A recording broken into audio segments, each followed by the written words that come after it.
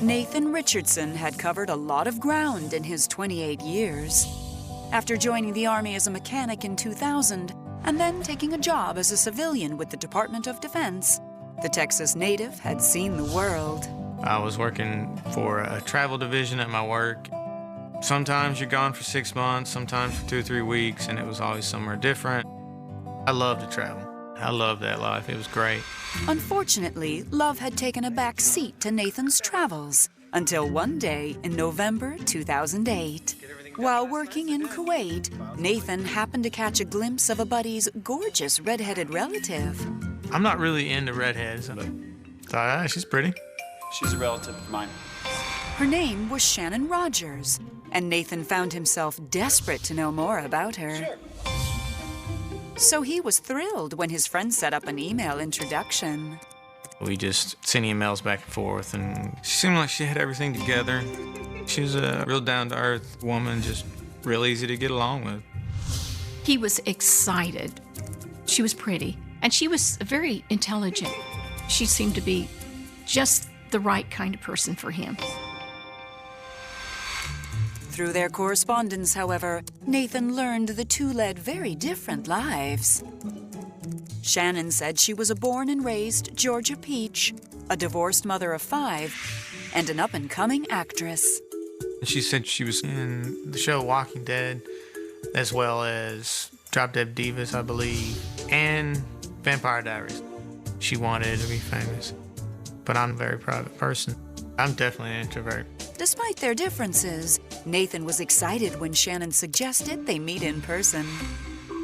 After returning home in April 2009, the two chose a restaurant halfway between Texas and Georgia. Nathan?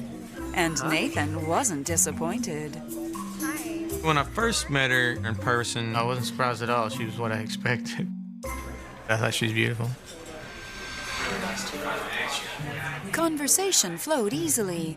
Although Nathan couldn't help but notice, Shannon spoke non-stop about her career. Coming up. She was a little bit more arrogant. I've been working a lot with Matthew McConaughey. I'm not too into actors Oh. and movies. Her attitude changed after that. She went back to more like the person I emailed with.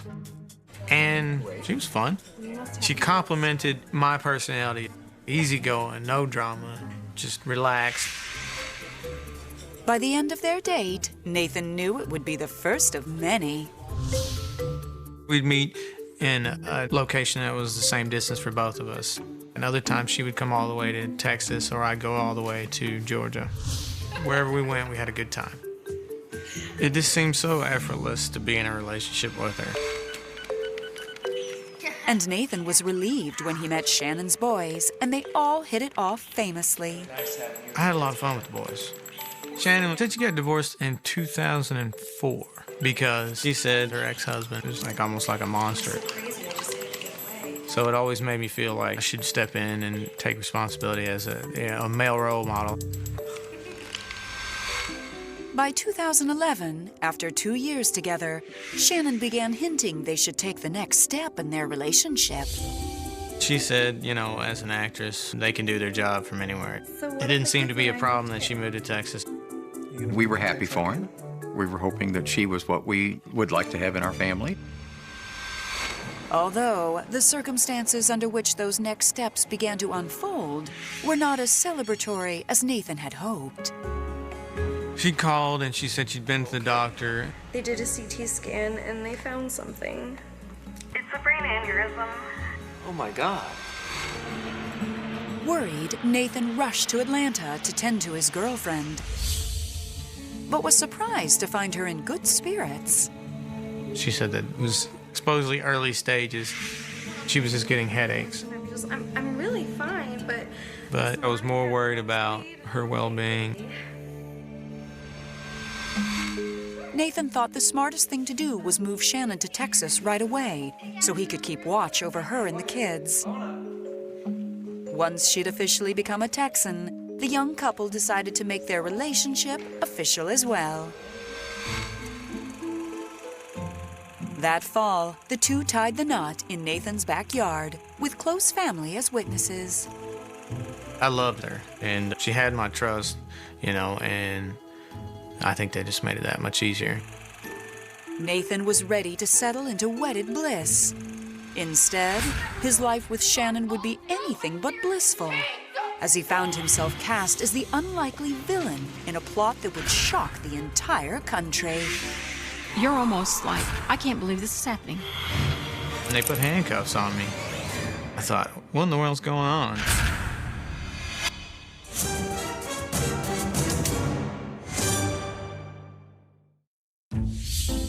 In the fall of 2011, newlyweds Nathan and Shannon Richardson settled into his Texas home together with her 5 sons. As Shannon dealt with the early stages of an aneurysm, Nathan realized how lucky he was to be with such an exceptional woman. Shannon was intelligent, you know, just sweet, funny. If we had any kind of disagreements, we'd talk through them, no problem. Things were looking good. But to Nathan's surprise, just a week after the wedding, Shannon's personality seemed to suddenly change. The sweet, laid-back woman he'd fallen in love with was now acting downright pushy and demanding. She was trying to order me around and trying to tell me what to do. So I said, you know, I don't deserve this. I don't treat you this way. You need to stop treating me like one of your kids. And then she did a 180 and started going back the way she was before.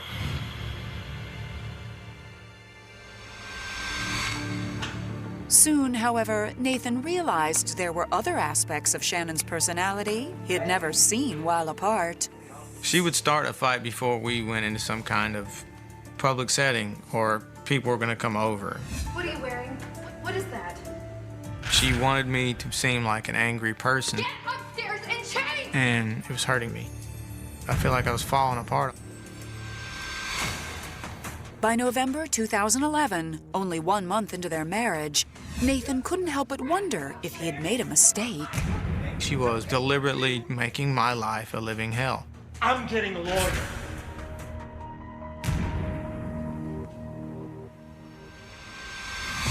But before he had a chance to file divorce papers, Shannon dropped some devastating news.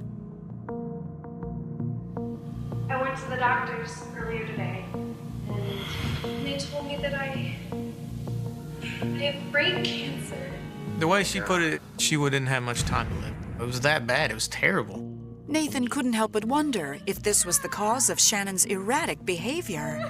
I thought, oh my gosh, maybe they misdiagnosed the aneurysm and it actually was cancer. We were just brokenhearted. Despite the decline of their marriage, Nathan wasn't the kind of man who'd desert his wife in sickness. She knew what kind of person I am. I take care of people I love. Hey, where are you off to? Just the doctor or something. Let me come with you. Oh, no, it's okay. It's just a routine checkup thing. It seemed kind of a little strange that she didn't want me to go. Well, at least give me the name of the doctor. Why are you treating me like a child? You're not my father. I said, no, I'm your husband, and I'd like to kind of know what's going on and talk to the doctor and see what the options are. And she wouldn't tell me a doctor's name. As the months went by, even though their relationship was still a little rocky, Nathan stuck by Shannon's side. But it was difficult watching his wife's decline. She went to Georgia to have some kind of special chemotherapy. I don't really know exactly what all it was, but her skin was like a whitish, yellowish color. She lost a good, I guess, 10, 15 pounds, and her eyes looked more sunken in. He was sad and he was hurting. He was manning up for the whole thing. You start the stages of grief before the loss, but you anticipate the loss. I was never really worried for myself. It was more about the boys. I was worried about what they were gonna have to go through. I felt like if she did pass away, I wouldn't want him to go back to this monster ex-husband. I would have taken care of him. But just when Nathan had finally wrapped his head around Shannon's devastating diagnosis, he received news of another unexpected development. I was hoping that there was some mistake. It was just horrible. We both sat there and bawled.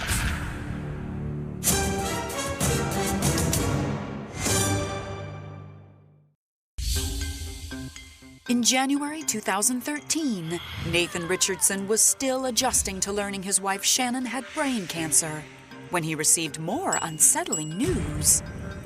Shannon sent me a picture of a pregnancy test. I was kind of shocked because she was supposed to be on birth control, and there was a possibility she wouldn't live long enough to have a child. And our relationship was up and down, and sometimes we were good, sometimes we weren't. So I definitely didn't want to have a child under those circumstances. When Nathan spoke with Shannon later that day, she assured him that everything was under control. There's a specialist in Georgia that I was gonna go see for a couple of days. Well, I'll go with you. We'll go. Oh, no. It's okay. But I was never allowed to go. For some reason, she wanted to keep it a secret, so we were concerned about that. That spring, while Shannon's health seemed stable for the moment, Nathan's life took yet another dramatic turn when he received a phone call from a credit card company. They said that a credit card had been opened in February. They were saying it was already maxed out, like $6,000 worth of credit card charges already. I said, oh, this is impossible. I asked what some of the charges were. It was places that Shannon liked to go shopping. I did a credit report to see what was going on. Ended up finding 6 other credit cards. They're all maxed out. I was pretty upset. Nathan knew his wife was the only one who had access to his information. Did you do this? Maybe it was my ex-husband. It didn't make any sense at all. You think I did? I was wasting I away. can't believe this. Emotionally, I was dying. And, depression. It was just too much to deal with anymore. Nathan felt he had no choice but to visit his lawyer. So it was an especially crushing blow when he revealed a little-known Texas law. Texas law doesn't allow you to complete a divorce when party is pregnant. You have to wait until after the child is born before you can complete the divorce. For the next few months, Nathan felt trapped. I was just trying to coexist with Shannon until I could figure something out, until she had the baby. Nathan had no idea his life was about to go from bad to worse. I was with a buddy at work. We were just having a good old time.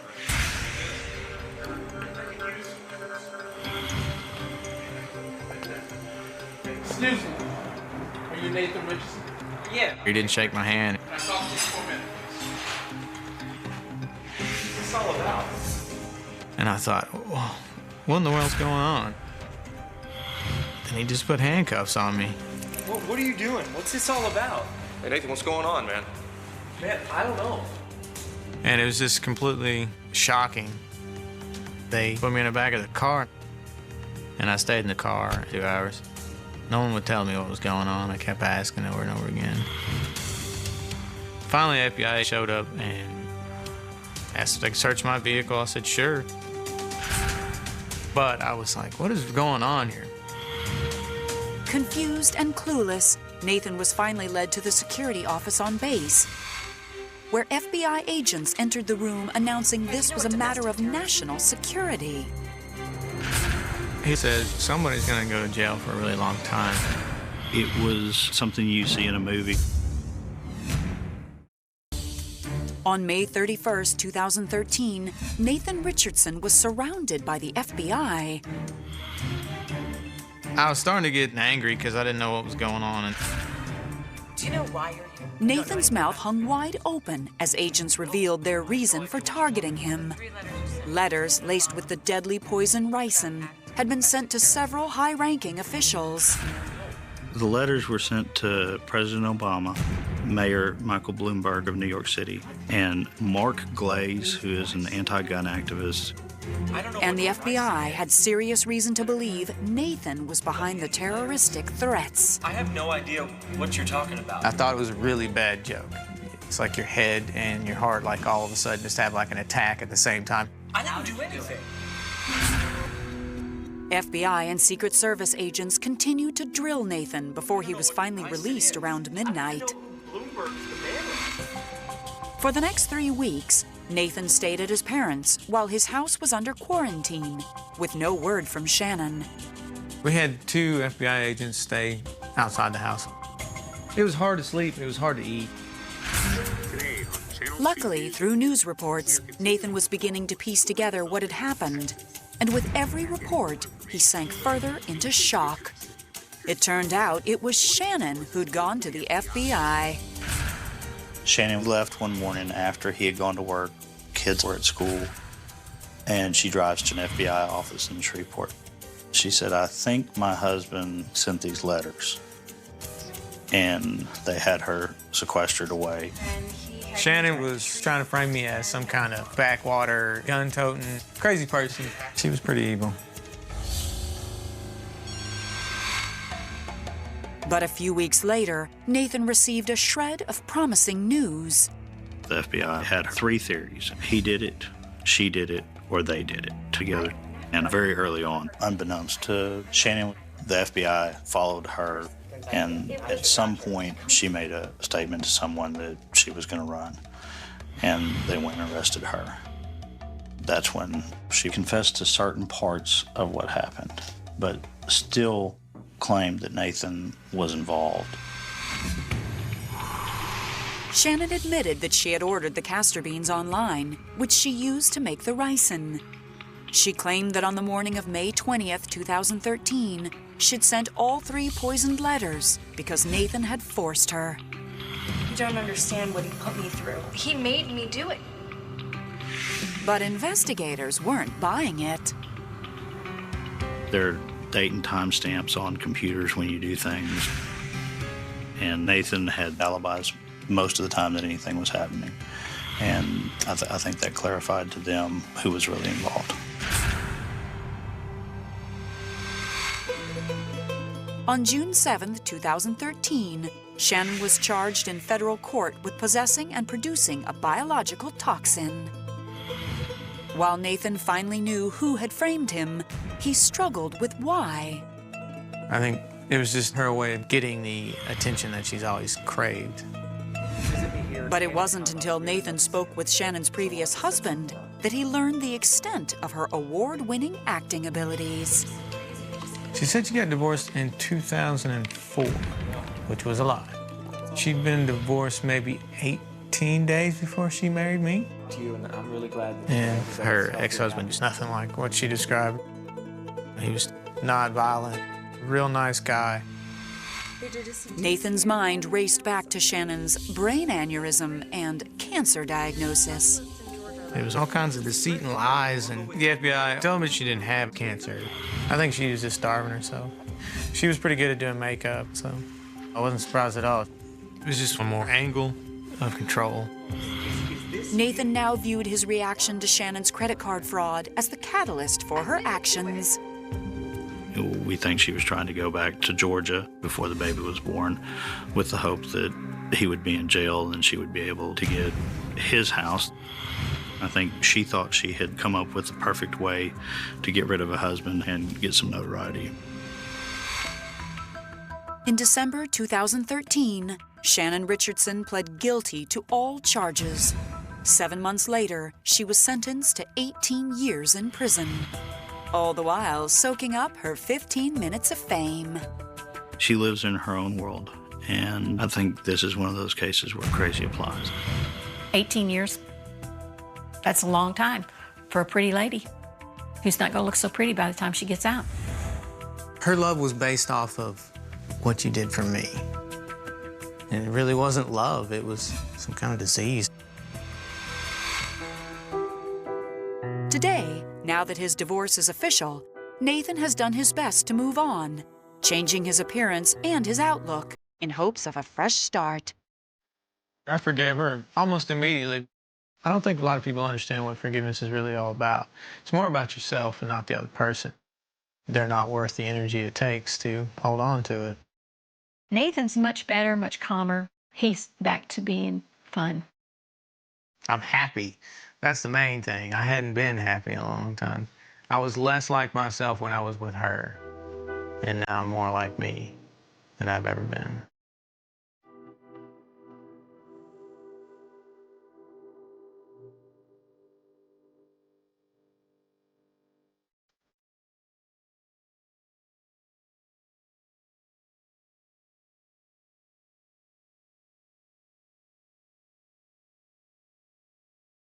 Matt Woods was always an uncle, never a dad. The Clymer, Pennsylvania native had watched while his siblings introduced 12 nieces and nephews into their small corner of the world. I grew up the youngest of 6, so I came from a big family, and everyone in my family at that point had already had children. And I just always wanted to marry, settle down, and have kids of my own. In the meantime, Matt focused on his career. And by 2008, the 35-year-old's hard work had paid off. I worked for an oil and gas drilling exploration company. That's the guy who's in charge of the entire rig. I was financially secure. I felt like it was time that I could actually think about starting a family. Then, one night that October, while hanging out with the guys at a local bar, Matt happened to notice Mary Jane McCracken. When I first walked in to see her, she was sitting at the bar. Mary was the most beautiful woman in town. I've always heard guys talk about her before, but I'd never actually talked to her myself. Hey, buy you a drink? Yeah? Please, I'm all done. Mary was a single mother, living on her own. I have a 9-year-old daughter. Oh, I love kids. We spent most of the night talking and having fun. Tales about Mary had been floating around Clymer for years, but they had nothing to do with her beauty. I had heard stories about Mary and her ex and some of the fights they would have. One incident that I heard about that apparently she laid down in the middle of the road so he couldn't leave the house. You're gonna have to run me over if you wanna leave. You wanna leave? Come on. Everybody called her Crazy Mary.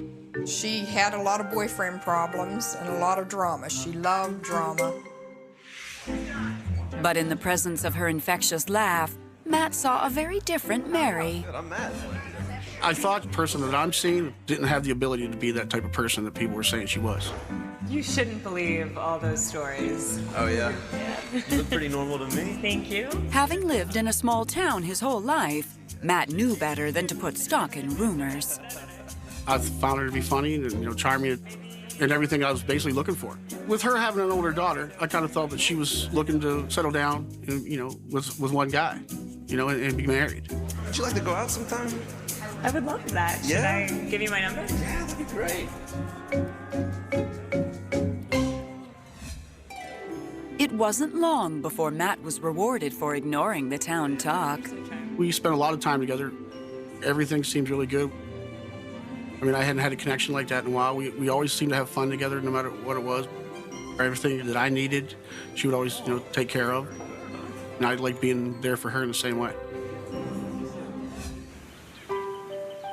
After 4 months of dating, Matt had no doubts that Mary was the one. Will you marry me? Yes, I love it. The time period was short, but I was very much in love with her. Oh my God, I love it. It's so, oh my God. Yeah. That winter, Matt wed Mary in a small ceremony at her parents' house.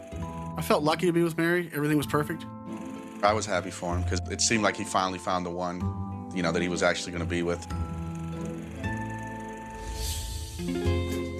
Just 1 month later, Matt's wish finally came true. I have a surprise for you. I was very excited. Are you serious? That was everything that I had wanted. I wanted to be a father, and that was the most important thing. Oh, my God. But just a few months into her pregnancy, Matt started to notice another side to Mary's personality. I was very surprised by the way little things would set her off. What is wrong with you? Why is this laundry not done? Whoa, what? It was a matter of laundry not being put in laundry baskets, and dishes in the sink. Little things like that. I kind of chalked it up to it being like the stress from being married. Everything that her life basically had just completely changed. Both of ours had. However, when Matt's best friend of 10 years passed away, he wondered if Mary's anger issues were indicative of a larger problem. On the way home from the burial, Mary wanted to stop and get groceries. I'm asking you to do one simple little thing. But we just buried my best friend, and I told her it's not something I feel like going and doing right now. So when we get home, she asked me where I was going. If you want to go to the store, then you go on your own, okay? But I'm not going, all right? If I wanted to go by myself, then I wouldn't say we need to go. I've had it. I've had it. That is when she totally lost it. If you go, then It's over. She was throwing things at my car. And the look on her face and just the anger that she had was amazing. I mean, it was something I've never seen. I hate you so much. Where do you think you're As Matt peeled out of the driveway, his brain was spinning as fast as his wheels. He was starting to think he might have underestimated the rumor mill. Everything just got more and more bizarre. She was really off the deep end. I had no idea who I'd married.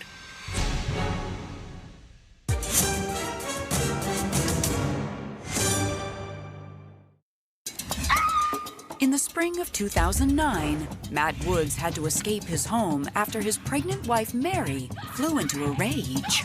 I never could have dreamed about or ever would have thought someone could be so crazy. Drove straight to one of my friend's house. I ended up spending the night there. The next morning, Matt felt it was safe to return home, where he found a repentant Mary. Babe, I am so sorry about yesterday. I just totally lost it. It must be hormones or I don't know.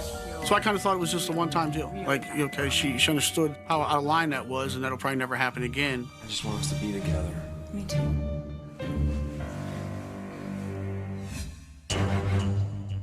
Unfortunately, as the weeks went by, the drama continued. She was accusing him of cheating on her. Matt is a very loyal person, and none of us believed any of the stories that were coming out of her mouth. I think in her stage of her life, she just wanted to be married and happy and raise a family. I really felt bad for her that he would even do something like that. Don't think you're gonna get away with this. You're not. There was no convincing her that I was not cheating. Don't you dare lie to me. Matt did his best to try and defuse the situation. You, I cheat on you. Mary, listen. Calm down. There. I had hoped that once the baby was born that things would go back to normal, like they were in the very beginning. So I was willing to stick around and deal with it. But after they welcomed their healthy baby girl on October 9th, Mary's jealous behavior only continued. I want to know how many women there are. Where's your phone? Yes. It had gotten pretty bad. It kept getting worse and worse. Matt decided to put some space between them and stayed at his family's lake house. The next thing I knew, the sheriff's department showed up at my door to serve me with a PFA, which is a protection from abuse order that Mary had filed against me. Oh, what? What that means is you do not go near your wife. Mary claimed that Matt had held a knife to her throat, which we know is not true. Matt would never do that. Can't see my own It also daughter? listed my daughter on it, meaning that I couldn't go near my daughter for months without being arrested. I just felt totally betrayed. Matt was completely caught off guard when a few months later, Mary called asking to drop by the lake house with their daughter. I was just more than willing to let her come out so I could see my daughter, make sure my daughter was okay. My daughter was, and still is, everything to me. Mary begged Matt for forgiveness and asked him to come back home. She even said she would drop the PFA. I don't know what's wrong with me. I mean, I'm gonna get help. I will. I'll get help. I promise. Matt once again found himself considering a reconciliation. I wanted to try it again. Maybe we would have a chance to keep the marriage together. And it also allowed me to see my daughter whenever I wanted to. Initially, Matt felt like he had a brand new wife. But by the summer of 2012, the old Mary was back. You don't do anything around here. I constantly felt like I was walking around on eggshells. There was nothing you could do to make her happy. I wasn't attracted to her. And she knew it. It had actually gotten to the point where I was sleeping downstairs on the couch. And it had gotten to be our routine, where she knew I wasn't coming to bed. I had plans on not being around much longer because I just wasn't going to deal with it any longer. So it was a rare moment of intimacy they shared at Matt's brother's wedding that July. That was the first time we'd been together physically in a long time. We'd both probably had a little too much to drink. Matt was shocked when 4 weeks later, Mary told him she was pregnant. It was the way I am. She knew it would keep me there with her, the fact that we're having another child. Oh my gosh. When Matt and Mary got pregnant with their second child, We all pretty much couldn't figure out what was going on. And we didn't understand why would you want to have another kid and bring it into this toxic relationship. Matt was worried how it would affect Mary's behavior. And 3 months after the birth of their son, he was astonished to see how far she would go. On July 23, 2013, Matt returned home from a safety seminar.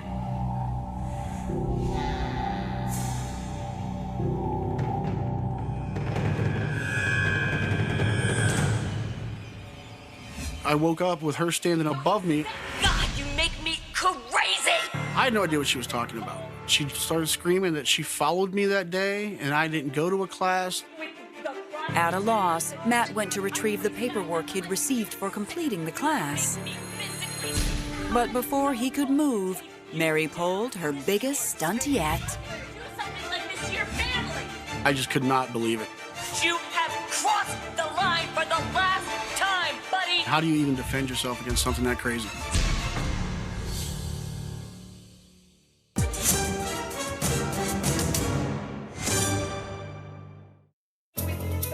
On July 23, 2013, Matt Woods found himself in one hell of a fight with his wife, Mary.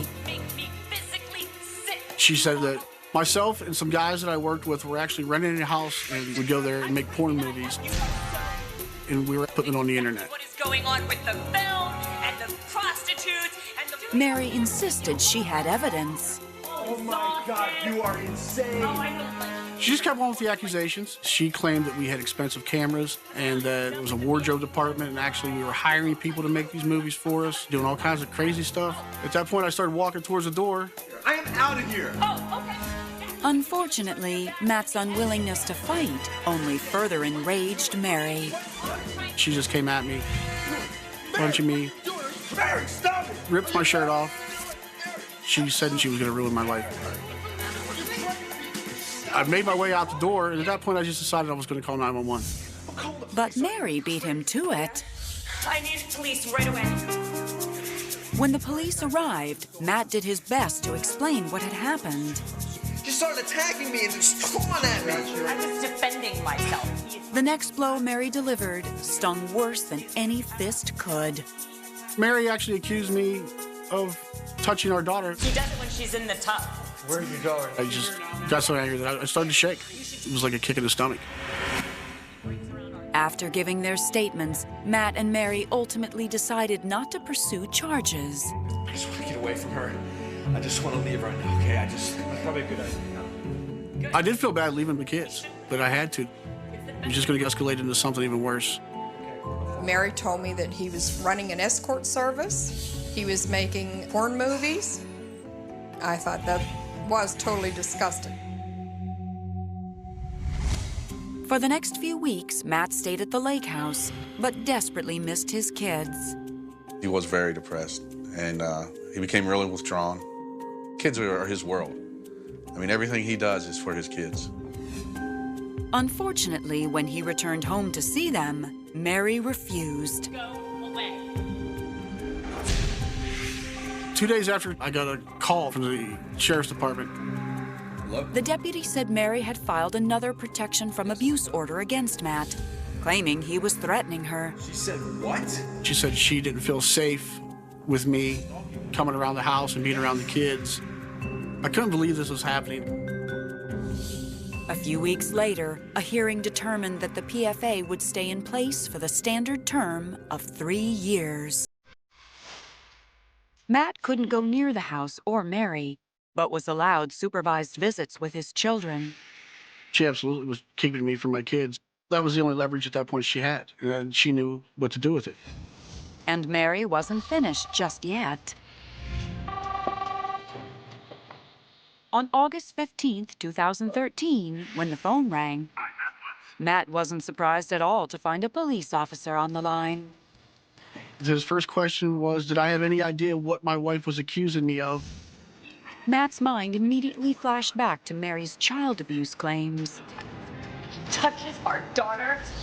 I wasn't worried because I knew that she had nothing on me. What do you mean? What? But the corporal went on to say Mary brought her computer full of proof to the police barracks. And Matt's heart sank when he told him what was on it. Oh my God, She wanted to make his life a living hell. Investigators were shocked with the evidence that Mary gave them. It was very, very disturbing. He shouldn't be on the streets. That is the worst accusation a woman could ever make against a man.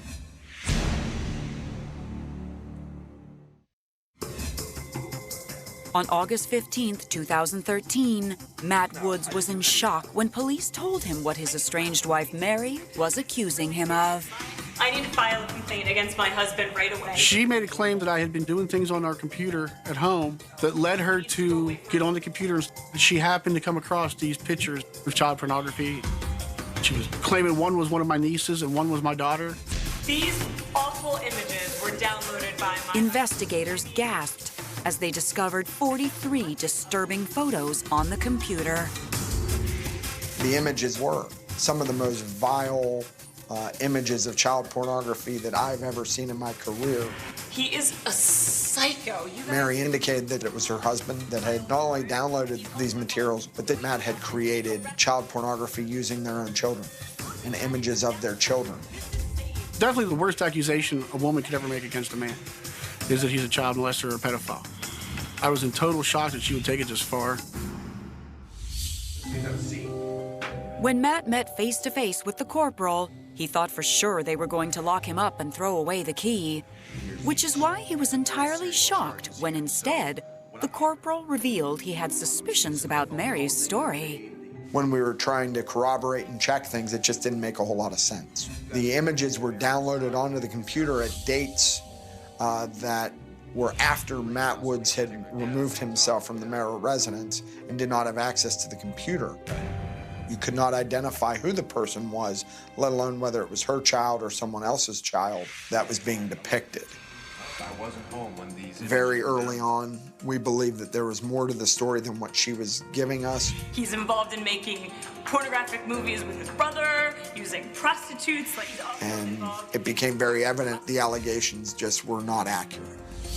Why would you want to do such a heinous thing? I just could not believe that she would go to the lengths that she did. And it was unreal for me. She was attempting to set him up in order to advance her position with regard to an upcoming custody and divorce battle. She realized I wasn't coming back, and she just wanted to somehow get back at me. I mean, you only do this for one reason, and that's to get back at somebody and hurt them as bad as you can. That's a sick man. This time, Mary had gone way too far. On August 14th, she was charged with sexual abuse of a child for downloading child pornography and unsworn falsification to law enforcement. Obviously, downloading child pornography is a very serious offense. It's a felony, punishable by up to 7 years imprisonment. It also carries with it a sexual registration piece. Mary maintained her innocence, and on August 20th, 2014, she had her day in court. Mary's lawyers during the trial had hired a forensic computer expert of their own. And she attempted to say that the download stamps were not reliable. Clearly, in this case, the jury did not buy that. After 90 minutes of deliberations, Mary Jane Woods was convicted on all charges. She was sentenced to a maximum of 2 years in prison. The judge ordered that she undergo a sexual offender's assessment. The judge also ordered that Mary undergo a mental health evaluation and also submit to anger management classes. I feel it's completely justified that Mary went to jail. I don't believe Mary had any other motive but revenge. Just to get me. You know, she said to me that she was going to ruin my life, and she tried her best.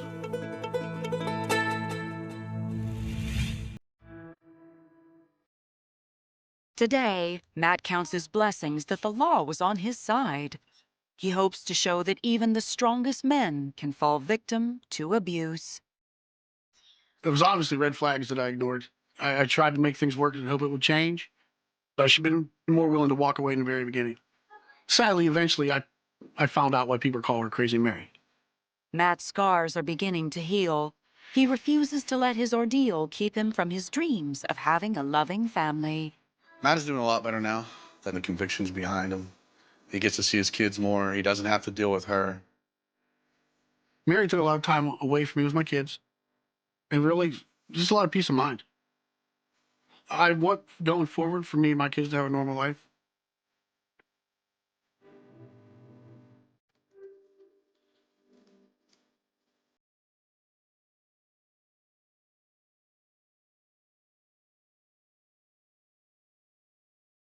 It begins with a photograph no one remembered taking, grainy, color-drained, the kind of picture that looks older than time itself. A girl on a Berlin street, frozen mid-step, the blurred ghost of someone standing behind her. For years, the police dismissed it as irrelevant clutter lost in the archives of a city haunted by its own fractured history. But tonight, under the blinding lights of a reopened case file, that same photograph becomes the spark that tears open a mystery buried since 1995, a mystery that would soon carry the headline, Berlin 1995 Cold Case Solved, Breakthrough Evidence Shocks Community. And as investigators peel back the brittle layers of an era marked by fear, silence, and transition, the city feels the echo of a story it thought it had forgotten. Her name was Lara Weiss, 17 years old, last seen walking out of a late-night convenience shop near Warschauer Strasse. A warm summer evening, neon reflections trembling across rain-slick pavement, the city humming with its usual blend of promise and danger. She was supposed to be home before midnight. She never arrived. And the next morning, Berlin woke to the kind of headline that rolls through a community like a cold wave: mysterious disappearance. Teen last seen. No leads. It became one of those cases, a quiet wound, a whisper that never fully died, a question that neighbors still lowered their voices for nearly 30 years later. The police at the time treated it as a missing person investigation, then as a runaway scenario, then as a possible crime of opportunity in a neighborhood known for late-night wanderers and unpredictable shadows. Dozens were questioned. Hundreds of tips poured in. And yet nothing held. Every lead cracked like thin ice. Every clue dissolved the moment officers reached for it. And Berlin moved on, or at least pretended to. Because even as years passed, the memory of Lara clung to the streets like a stain that rain couldn't wash away. People swore they saw her silhouette near the river, heard her voice in U-Bahn tunnels, sensed her presence in abandoned courtyards. Ghost stories, they said. But not everyone believed she was gone. Some insisted the city itself was holding the truth hostage. Investigators collected everything they could from the scene: the store receipt timestamp 2307, the shopkeeper's vague recollection of a girl buying chewing gum, the faint echo of footsteps picked up by an old CCTV system so blurred it might as well have been smoke. There was a jacket found in a nearby alley, not hers. A footprint measured but never matched. And a single eyewitness, a bus driver, who thought he saw a man walking behind her, keeping her pace, he said, like he belonged but didn't.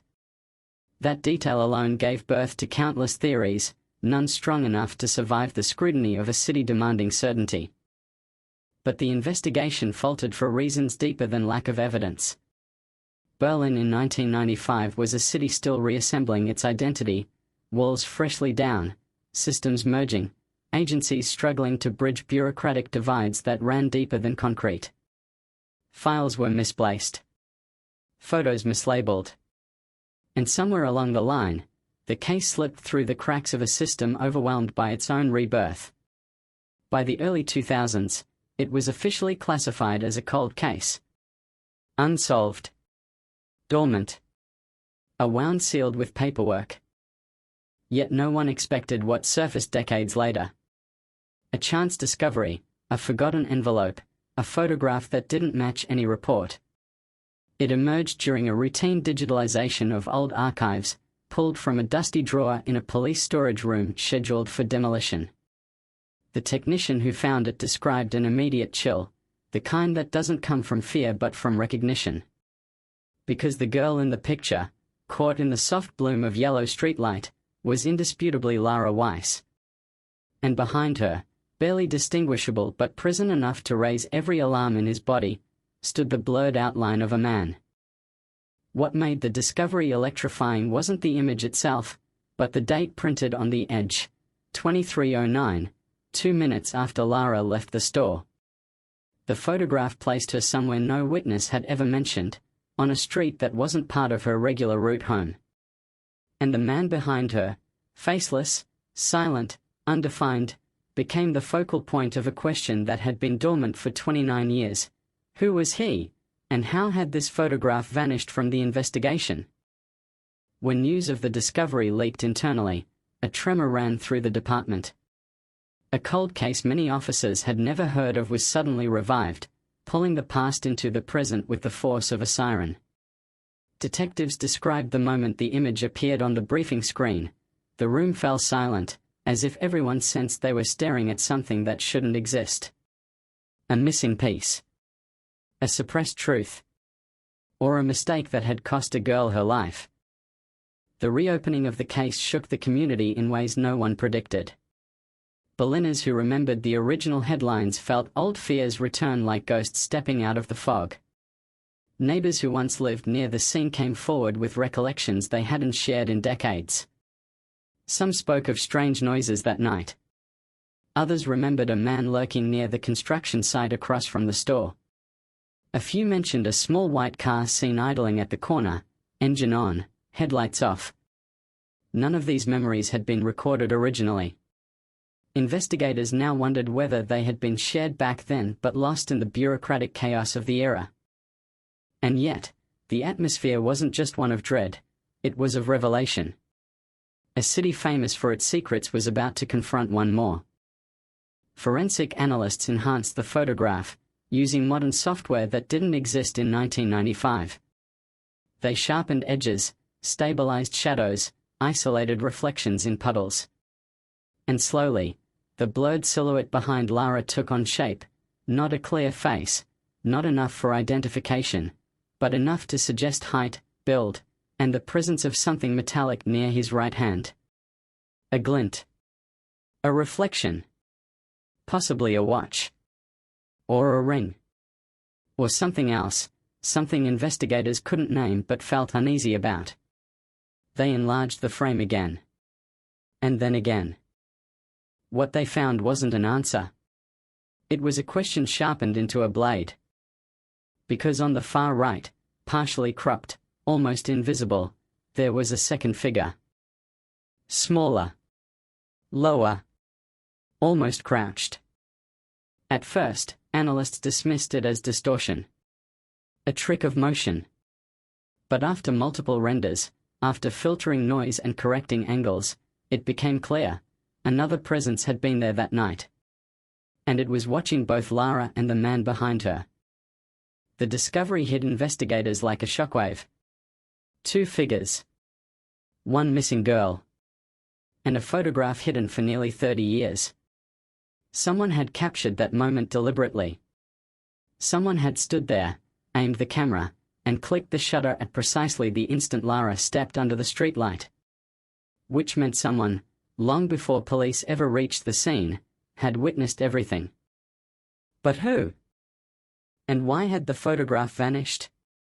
Detectives began combing through property records, camera shop receipts, film development logs from the mid-90s, anything that might connect a camera owner to that street on that night.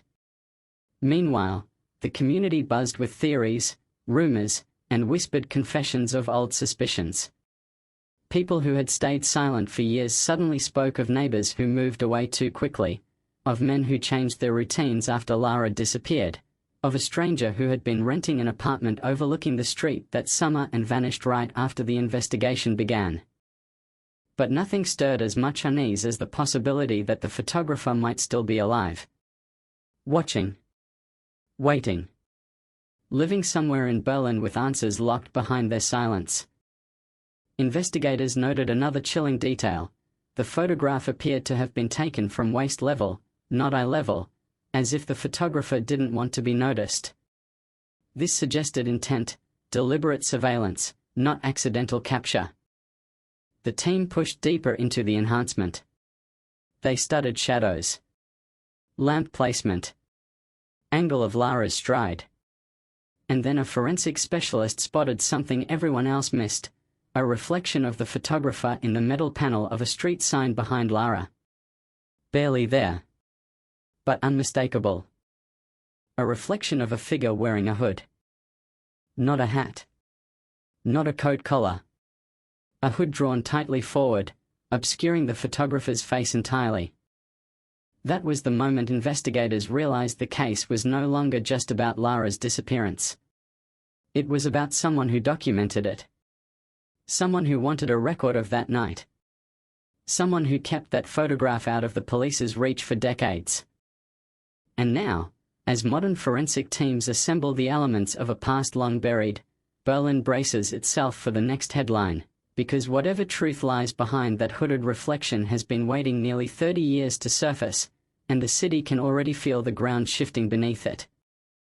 The reflection in the street sign becomes the new heartbeat of the investigation, a faint outline that seems to pulse with the weight of everything unspoken. Detectives stare at it for long, silent minutes, unable to decide whether they are looking at a clue or at the shadow of something far darker, an intentional mask, a deliberate erasure, a figure who stood just outside the reach of the streetlight but inside the frame of a moment that should never have been captured.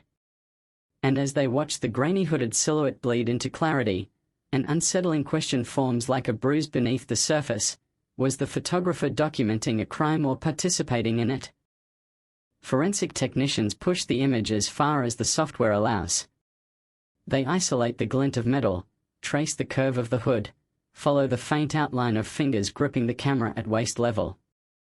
The figure remains stubbornly anonymous. Height estimate, average. Build, indeterminate. Gender, uncertain. Nothing that draws a clear line. Nothing that the public can look at and say, I know who that is. Yet the presence feels disturbingly human, disturbingly intentional, disturbingly aware of what was happening to Lara at that exact second. As the investigation intensifies, Berlin begins to vibrate with nervous energy. Headlines multiply. Talk shows resurrect the old case. Former residents of the Warschauer Strasse neighborhood flood police hotlines with memories, fragments, half-truths they can no longer distinguish from dreams. One woman claims she remembers hearing a camera shutter that night. Another insists she saw someone run across the street moments after midnight, clutching what looked like a roll of film. Most tips lead nowhere. But a few stir something in the detective's instincts, especially the accounts of a hooded figure frequenting the area during the summer of 1995, always alone, always silent, always watching. Investigators return to the original scene as if stepping into a ghost version of the city. The convenience shop is still there, though the neon hum has faded and the old security cameras have long been replaced. The streetlight where Lara stood now glows with an lead harshness that erases shadows rather than stretching them. And the alley where her trail went cold feels narrower than described, as if the years have folded in on it. Detectives walk the path she must have taken, tracing the route from the store to the spot where her presence vanished, trying to inhabit the city as it existed that night, fractured, restless, unpredictable. Then, near the corner where the photograph seems to have been taken, something catches an investigator's attention, a small indentation in the concrete, almost invisible unless you know where to look. The city resurfaced the pavement in the early 2000s, but older sections remain, including this patch, directly beneath the street sign whose metal panel reflected the photographer. The indentation looks like a tripod mark, though no witness ever reported seeing a tripod. The idea chills the detectives. If the photographer had set up equipment ahead of time, then Lara's appearance wasn't random. Someone had been waiting. Back at headquarters, the case room fills with an ever-expanding web of theories. A map of 1995 Berlin marked with pins. A timeline of Lara's last known steps. Enlarged printouts of the photograph. And on a corkboard at the center of the room, the hooded reflection, circled in red, underlined twice, a silent accusation pointing to a ghost. One theory grows louder as more evidence emerges. The photographer might have been stalking Lara long before the night she disappeared. Diaries recovered from her childhood bedroom mention a feeling of being followed, though the entries are vague, never naming anyone, never describing more than the sense of eyes on me during evening walks home. Her best friend recalls Lara mentioning a man who always seemed to be near the tram stop, a man she couldn't describe because she never saw his face clearly. But she joked about it, brushing it off as paranoia. In a city undergoing seismic transformation, the unusual often blended seamlessly into the ordinary. Investigators dig through school records, old neighborhood watch logs, employment databases from the 90s. They identify 4 men who lived near the streetlight in 1995 and who owned cameras at the time. One moved to Hamburg in 2002, another died in 1999, the third relocated to Prague under suspicious circumstances, and the fourth simply vanished from public records. The Prague resident is contacted first. He denies everything. His alibi for the night is questionable, but without physical evidence, detectives can't push further. The Hamburg man is elderly and confused, unable to recall details. The one who passed away left behind boxes of undeveloped film, but none contain images from the night. And the man who vanished, known only from a landlord's forgotten logbook, becomes a phantom investigators can't trace. Still, they keep pulling threads. Then comes a breakthrough, not from a suspect, but from the photograph itself. A forensic examiner studying the image under different light spectrums discovers something hidden in the shadows near Lara's left side, a tiny reflective mark on the pavement. At first, it's mistaken for ordinary debris, but when enhanced, the shape takes form, a metallic circle, possibly a coin, possibly something else. But as the contrast rises, investigators see a different possibility. A lens cap. Dropped. Overlooked. Frozen in time. The discovery shakes the team. If it belongs to the photographer, it could contain microscopic traces, oil, fingerprints, DNA. But finding it after nearly 3 decades seems impossible. And yet, detectives return to the street with renewed purpose, scouring the pavement, drain grates, the soil near the base of the street sign. They sift through years of dirt, gravel, and windblown debris. 4 hours, nothing appears. Then, just as daylight fades, a junior officer calls out. Wedged deep in a crack of concrete, rounded, metallic, aged to a dull grey, lies a lens cap. Not conclusively the one from the photograph. Not yet. But its diameter matches the reflective mark perfectly.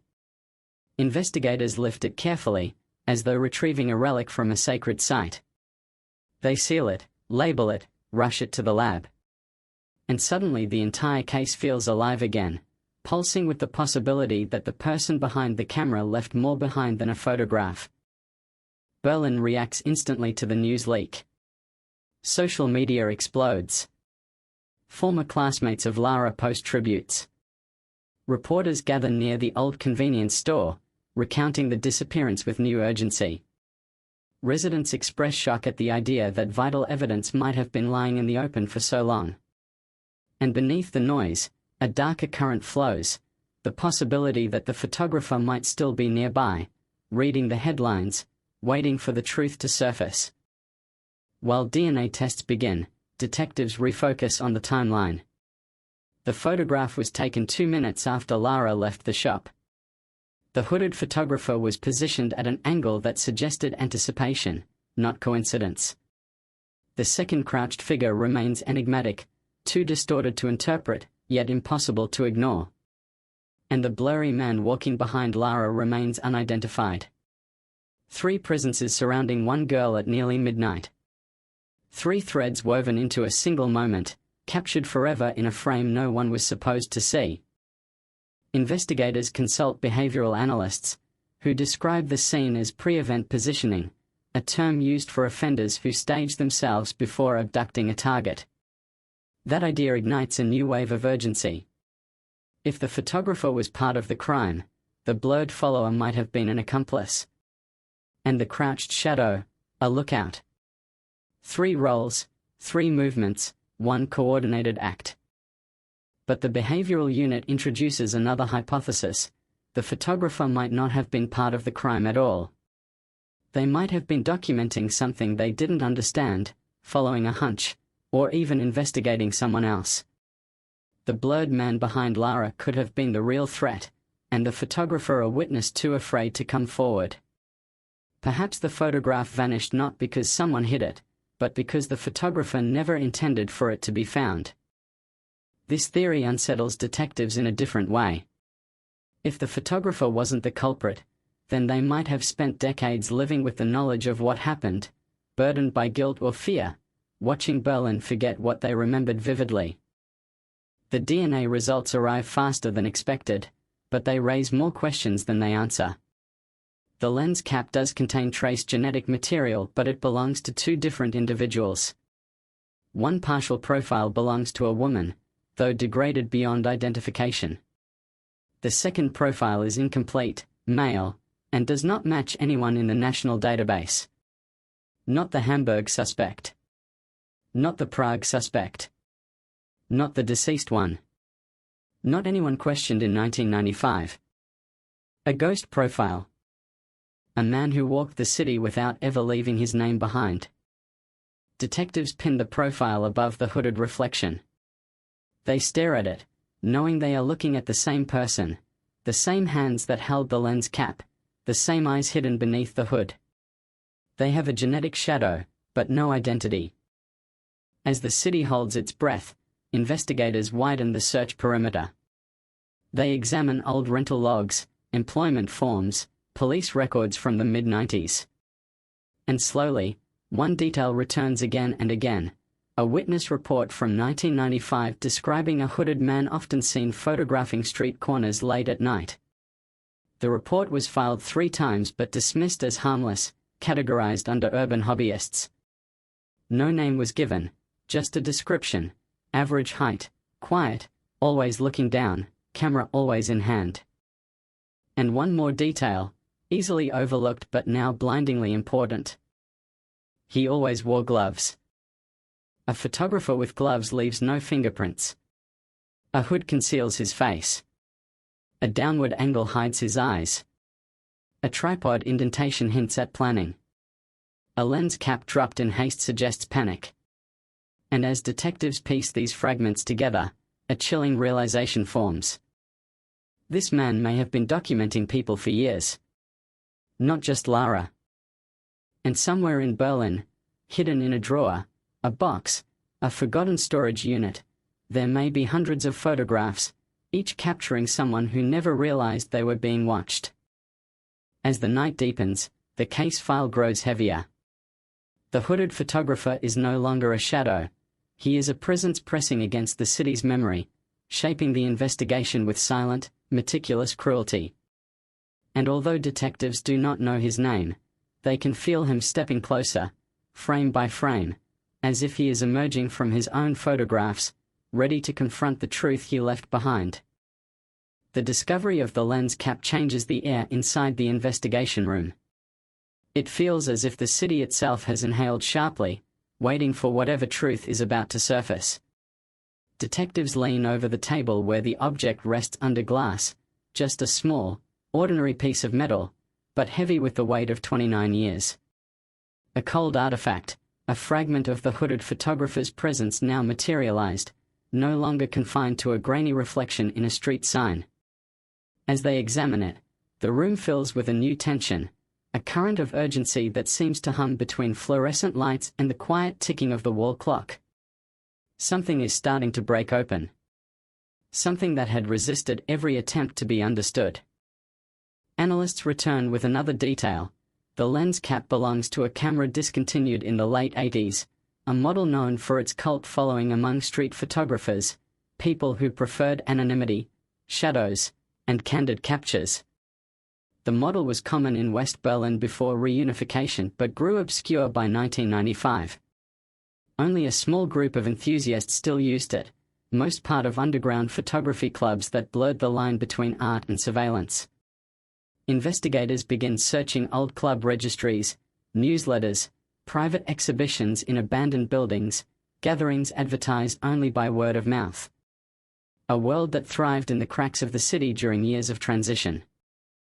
One name appears more than once, an alias, never connected to a real identity, the Watcher.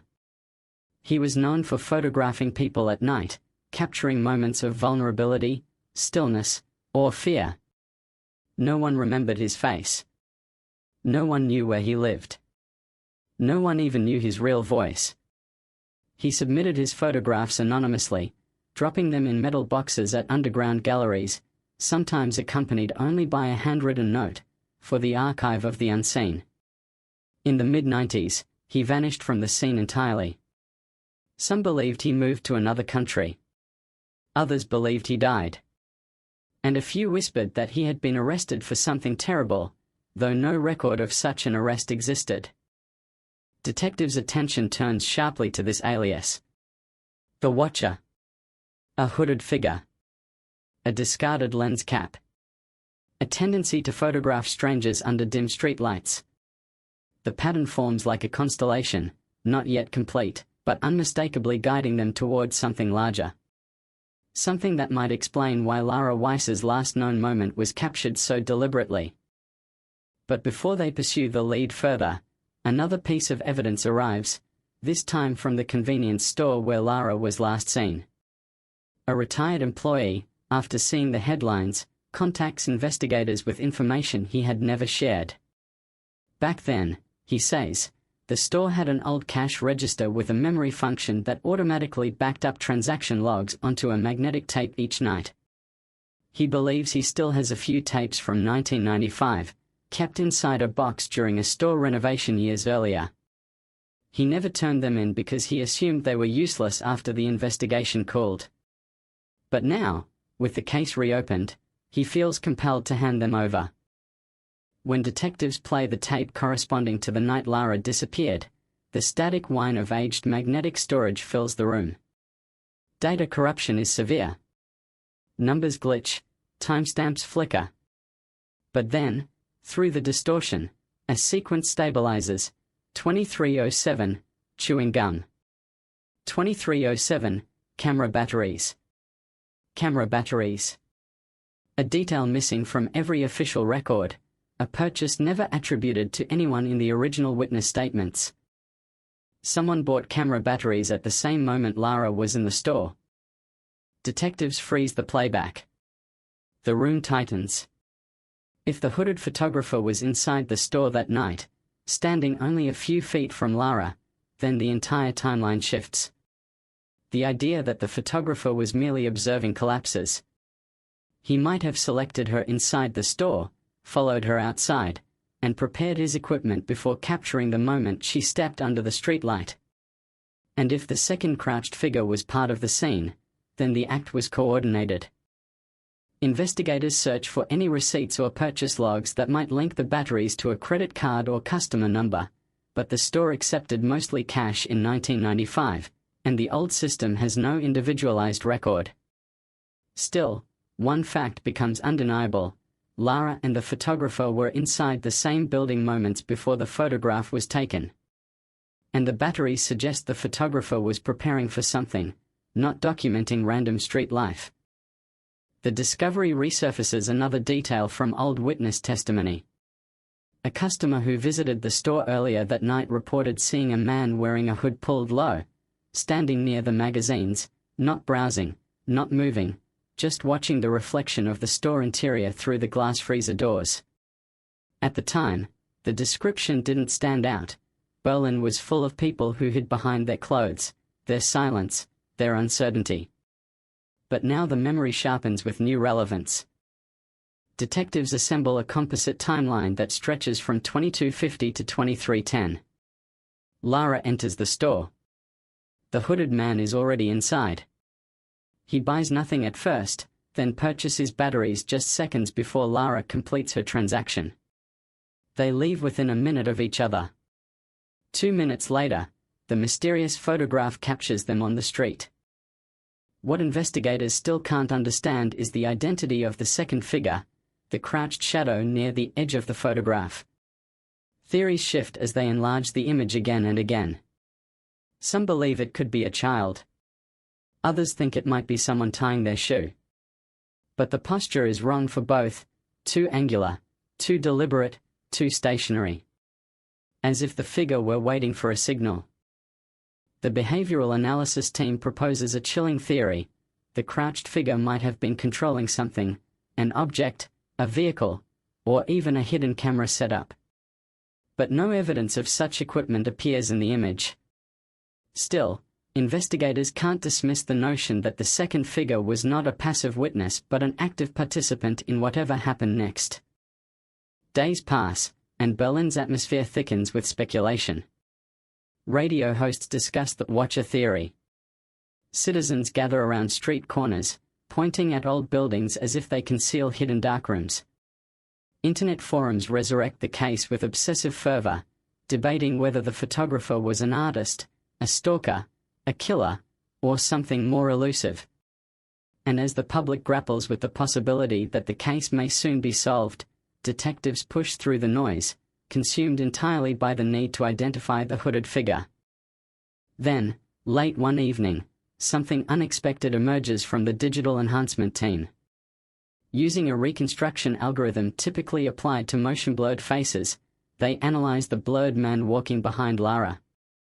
Each pass of the software reveals slightly sharper details, first the shoulders, then the outline of his hair, then the suggestion of facial structure. Not clear enough for forensic certainty, but enough for comparison. And the moment the technicians overlay the blurred figure's proportions onto known photographs from the old photography club registries, a mild shock ripples through the lab. One profile matches. Not perfectly. Not conclusively. But strongly enough to raise alarms. A former club member known by his real name, Marcus Falk. A reclusive photographer who specialized in candid street work. Last known address, a basement apartment 2 blocks from where the photograph was taken. Occupation at the time, night shift warehouse worker? Criminal record, clean. But acquaintances described him as obsessive about documenting people, particularly young women walking alone at night. He claimed it was for sociological projects, though no such projects were ever published. He abruptly left Berlin in late 1996, months after Lara's disappearance. Detectives track down former neighbors. One recalls hearing faint shutter clicks late at night through the thin basement walls. Another remembers Falk keeping boxes of undeveloped negatives stacked beside his door. A third, an older man, swears he once saw Falk burning something in the courtyard behind the building, a pile of photographs, their edges curling into ash. Still, none of this proves he was the hooded photographer. Or the man behind Lara. Or the person who dropped the lens cap. Or the one who took the photograph. Nothing ties him definitively to the moment immortalized in that frame. But everything points toward him. Investigators obtain a warrant to search his old residence, now occupied by a young couple unaware of its history. The basement smells of damp concrete, rust, and the faint trace of chemical residue embedded in the walls, the scent of photographic development fluid lingering long after its use. They search every inch of the space, tearing through old closets, lifting floorboards, probing the crawl space beneath the radiator. 4 hours, nothing surfaces. Then one officer notices a narrow gap behind a built-in shelf, just wide enough for a slim object. When they pry the shelf loose, dust billows into the air, revealing a cavity sealed by a warped wooden panel. Inside that cavity, wrapped in a brittle plastic bag, lies a stack of undeveloped film canisters. 23 of them. Each labeled with only a date. One reads, the 23rd of June 95, the night Lara disappeared. The room falls silent. The weight of the discovery presses into every breath. They rush the canisters to the nearest forensic darkroom, hands trembling with a mixture of dread and anticipation. As the first negatives develop, faint images emerge, ghostly at first, then sharpening into form. Street corners, alleyways, people walking alone, faces half-turned in confusion. The watcher's archive. Then the next strip of film slides into the tray. A street light. A girl walking. A figure behind her. And in the corner, the crouched silhouette. Captured from a different angle. Closer. Clearer. Almost identifiable. The truth is no longer a distant shape in the dark. It is stepping into the light, frame by frame. The hiss of the cassette grows louder as investigators press closer, the soft static curling through the room like smoke. No one speaks. No one moves. It feels as though the city itself has paused outside the precinct windows, holding its breath as the tape continues to unspool a past it was never meant to reveal. Then, beneath the static, the whispering returns, closer now, clearer, as if the speaker is standing just inches from the microphone. A man's voice. Calm. Too calm. Hold her still. The words slice the silence like a blade. A muffled struggle follows. A scrape. A short gasp. Something metallic clicking into place. And then, Lara's voice, trembling, breathless, trying to form words that stumble over fear. Please let me go, I don't understand. An investigator's hand goes rigid on the table. Another steps back as though struck. The room trembles with horror and fury that neither time nor distance has softened. The pain in Lara's voice carries across the decades, piercing through layers of dust and forgotten storage boxes, demanding to be heard. A second man's voice enters, sharper, impatient, edged with something like frustration. Stop talking. We don't have long. There is the rustling of movement. A thump. Another metallic click. The sound of something being adjusted. And then, chillingly, the unmistakable whir of a mechanical shutter being tested. A camera. A camera being prepared in front of a terrified girl. Investigators exchange horrified glances. This is no longer a mystery of shadows and silhouettes. This is the sound of orchestration, of ritual, of a repeated process honed over time. The tape captures not chaos, but coordination. In the background, almost inaudible, footsteps circle the space. Slow. Controlled. Heavy with purpose. Then the calm voice speaks again, this time with a tone that sends ice crawling up every spine in the room. She's perfect. Hold the light steady. The hiss deepens before fading into a moment of silence, an unnerving stillness, as if the tape has dipped into darkness itself. Then the microphone picks up a faint tapping, rhythmic, deliberate. A finger against metal. A signal. A third voice appears. Soft. Nearly emotionless. Ready. 3 men. Confirmed. The room stiffens with the weight of it. A scraping sound follows, wood against concrete, then the shuffle of someone kneeling. A whisper too faint to pass. More movement. A click. The moment is so meticulously controlled that it feels rehearsed. Then, suddenly, a sharp intake of breath, Lara's, and a small, choked sob. Not from pain, yet, but from realization.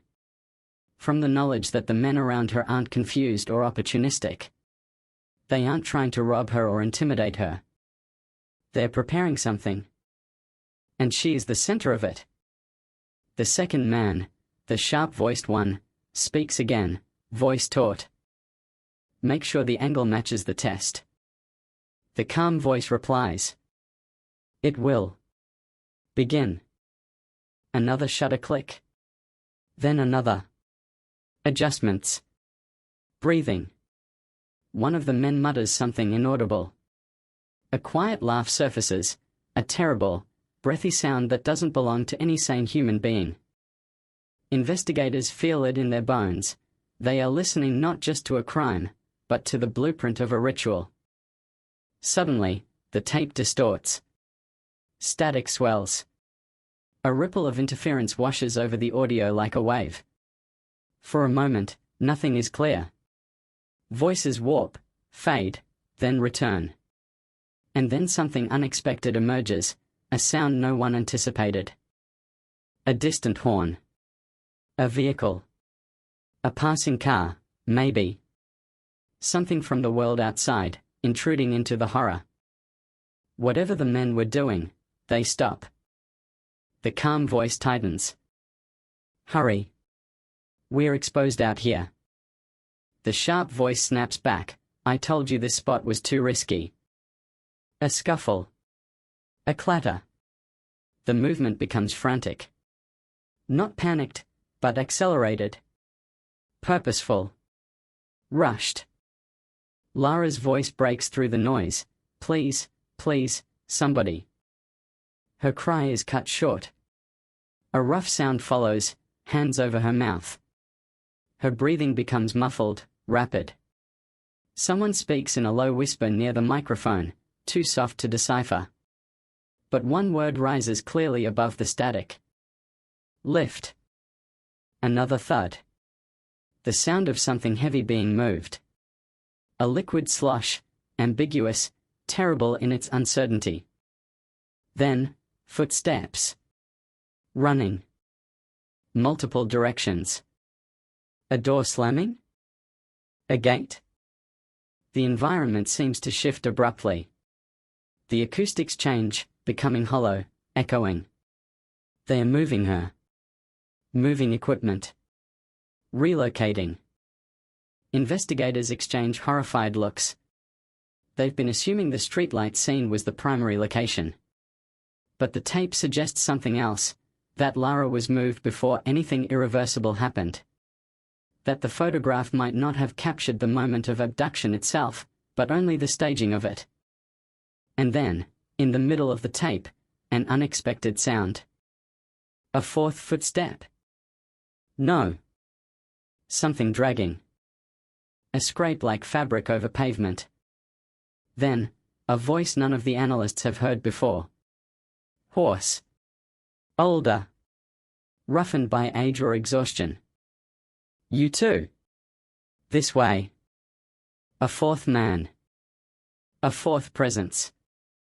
A presence never seen, never suspected, never mentioned. The room freezes. Investigators exchange glances that no longer contain shock, only dread.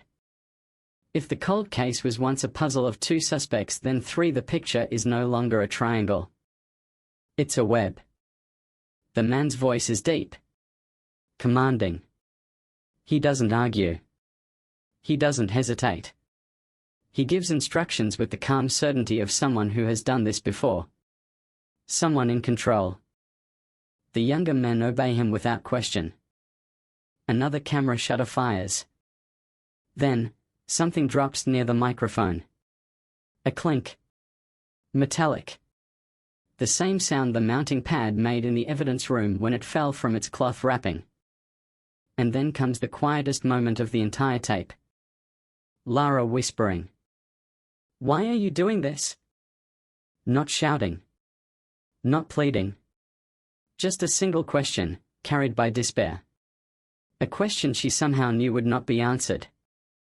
The tape does not provide her a reply. Instead, the older voice speaks to the others. No mistakes this time. Understand? No mistakes. This time. The phrase detonates through the room. A pattern. A repetition. A cycle. This wasn't their first victim. The tape continues, but the environment shifts again. The men seem to be moving Lara through a narrow space. The echo suggests a corridor or stairwell. Then a heavy metallic noise, like a security door being forced open or shut. The tape's static grows harsher, as if whatever recorder captured this wasn't designed for such low light or movement. But beneath the distortion, something else surfaces. The sound of plastic rustling. A bag. Followed by the soft click of a zipper. Investigators lean in as if proximity will help them understand.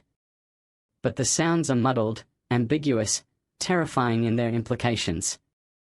One of the younger voices mutters, "It's too small. She won't fit." The older man's voice responds after a chilling pause, "She will." The tape becomes chaotic for several seconds: movement, exertion, muffled cries, scraping. The kind of audio that leaves investigators staring blankly at one another, each silently processing horrors they'll never put in writing. Then, abruptly, the chaos stops. Breathing. Heavy. Uneven. A camera shutter fires one last time. The older voice says, "Good. Take the bag. I'll handle the rest." And then, silence. A long, suffocating silence. The static resumes, softer now. The tape continues to run, but no more voices emerge. No movement. No evidence of where they went or what happened next. Just the soft electrical whisper of magnetic tape reaching its end. When the final click signals the tape's completion, no one speaks. The room is a vacuum. Investigators sit frozen, their minds struggling to reconcile what they have just heard with the years of uncertainty that preceded it. 4 voices. 4 roles. 1 girl. 1 night.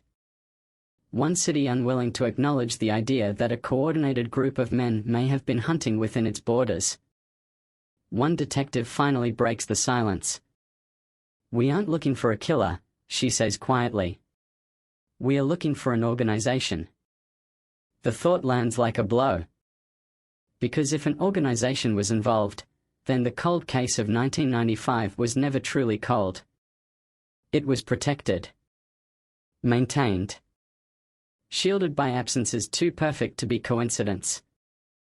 And as investigators replay the tape, identifying small details missed in the first pass, a faint hum resembling electrical equipment, the cadence of the older man's speech, the sound of a vehicle engine starting, they begin to realize that the truth they've awakened is larger than Lara's last night. The men behind her disappearance didn't simply vanish. They may have continued their work. They may still be out there. And for the first time, Berlin feels the weight of a revelation it never asked for. The shadows didn't stay in 1995. They grew.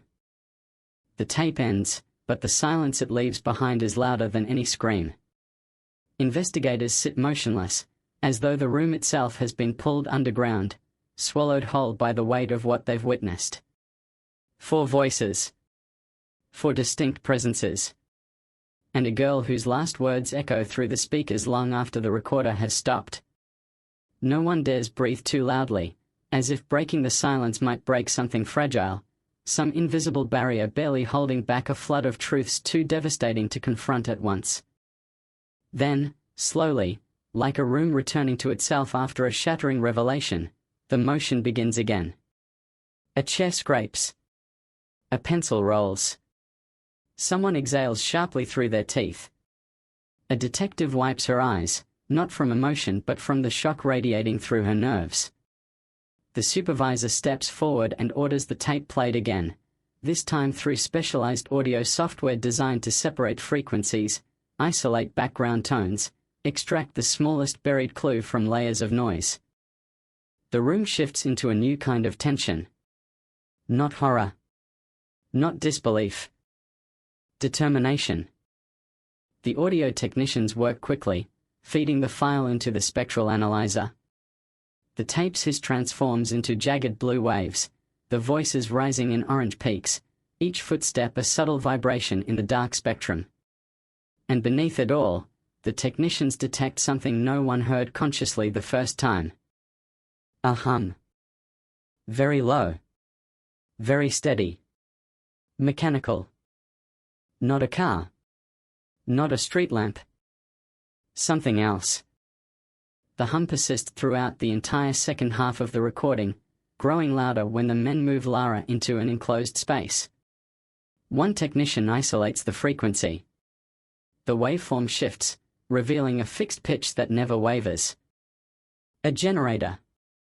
But not an industrial one. Portable. Exact.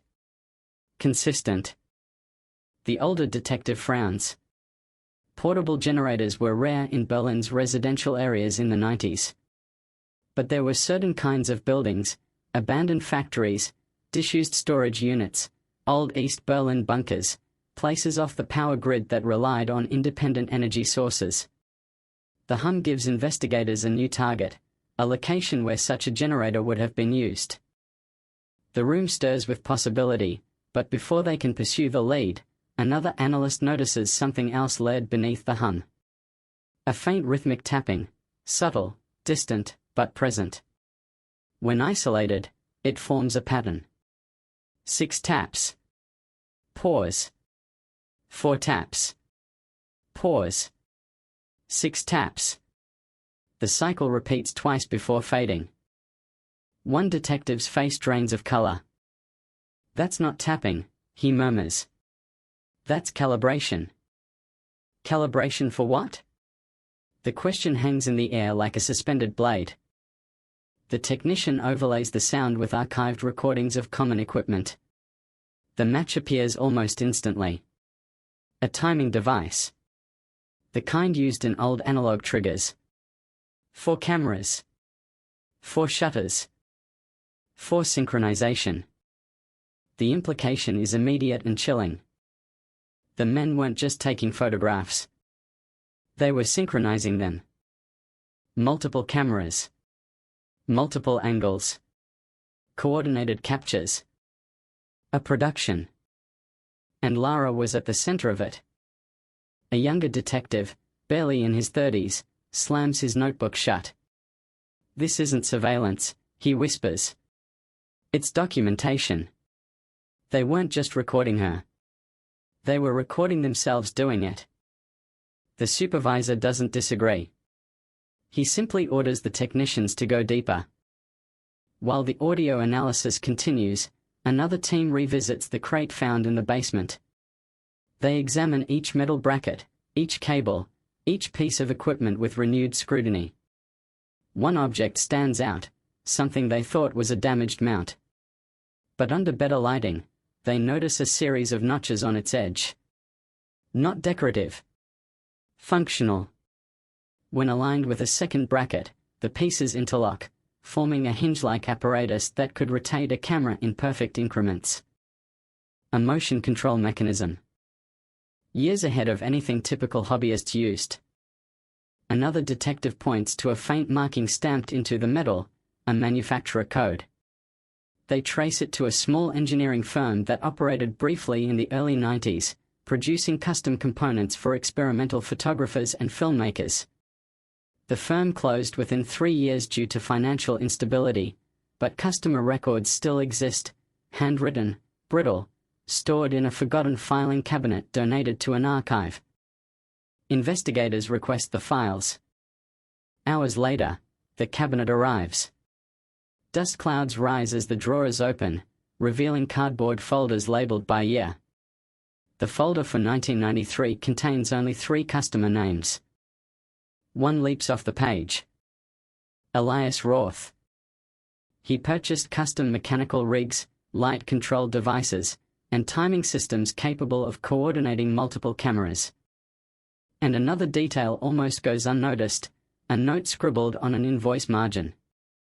Delivery to warehouse, Grunwalder Strasse 12. The room goes still. The address is real. Investigators know the area. An industrial zone on the outskirts of Old East Berlin, littered with warehouses abandoned after reunification. If Roth used that warehouse as a workshop, then the hum on the tape, the generator's hum, could have come from that location. Officers are dispatched immediately. The team arrives after dark, floodlights cutting through the mist. The warehouse stands like a skeleton of concrete and steel, windows broken, doors rotting. But the deeper they go inside, the more the atmosphere shifts. Not all of the building is decayed.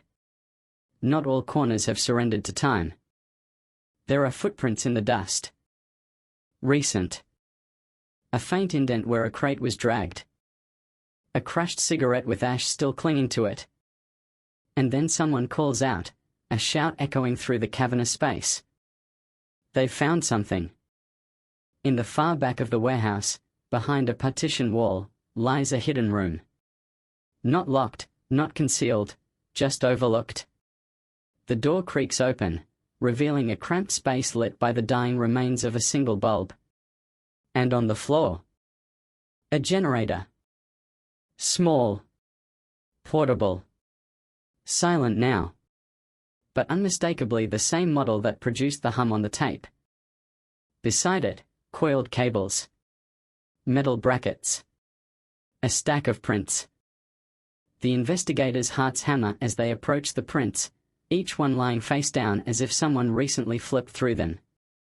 When they turn the first one over, they freeze. It's a photograph of a street corner. The same corner where Lara was last seen. From a different angle. The second print shows a different street in Berlin, a location familiar from one of the coordinates in Roth's notebook. A woman walks alone. Her posture uncertain. Her shadow elongated. The third print depicts a man waiting at a bus stop. No menace. No threat. Just a moment. Until the next print shows the same man standing next to a different figure. A hooded figure. The investigators' breaths turn shallow.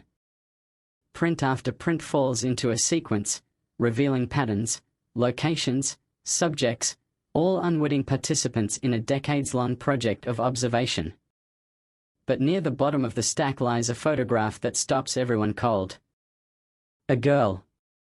15 or 16. Standing near a train station. Looking directly into the camera. Terrified. A sticky note attached to the print reads, "Test subject. Failed." The horror intensifies as they reach the final photograph in the pile. It's of a black plastic bag. Zipped. Still. A date is written in the corner. The 27th of April 95. 2 months before Lara vanished. Another missing person. Another cold case. The room grows colder. Back at headquarters, investigators compile the evidence in grim silence. The warehouse confirms the existence of a structured group operating with precision. But one crucial piece still eludes them: the identity of the fourth man, the older voice in command. They replay the tape again.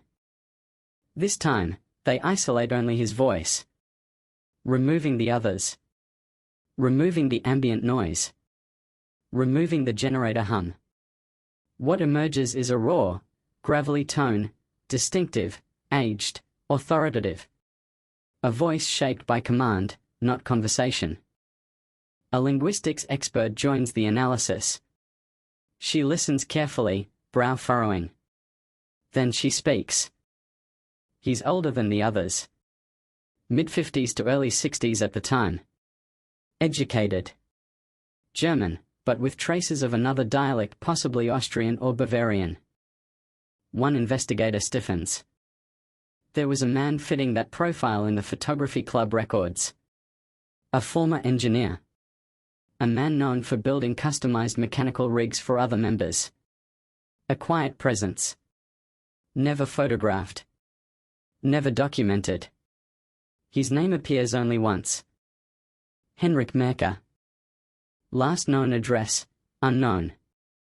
Last documented activity, 1994.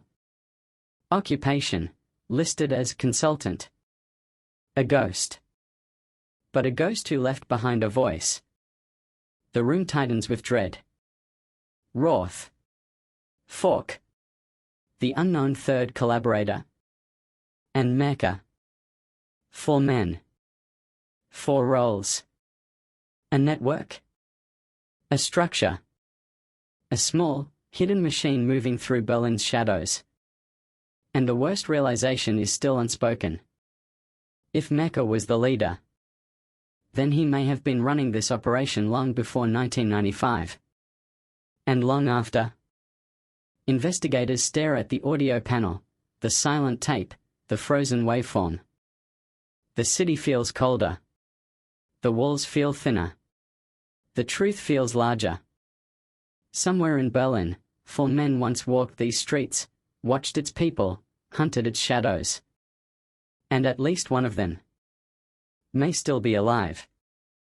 Night settles over Berlin like a warning, heavy and watchful, as investigators gather around a new wall of evidence, photographs, diagrams, timelines, voice analyses, all converging toward a structure that feels less like a case file and more like a living organism. The shadows in the room stretch long and thin, as though they too are listening, waiting for what comes next. Heinrich Merker. A name barely mentioned in any archive, yet now carrying the weight of a hidden command. A man whose voice slithered through a cassette tape like a ghost guiding the hands of younger men. A man whose absence feels louder than anyone still living. The linguistics expert plays his isolated voice again. Gravelly. Controlled. A tone sharpened by authority, not aggression. The voice of someone used to instructing others in the dark. Investigators lean closer, searching not for words but for intentions.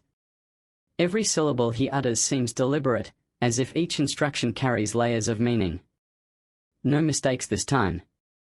The phrase haunts the team.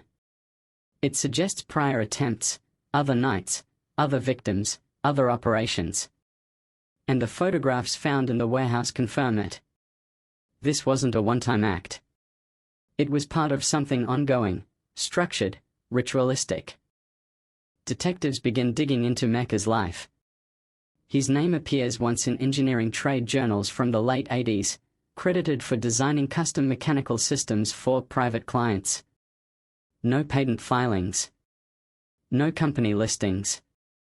Then the trail evaporates. He left no digital footprint, no employment records, no registered residence.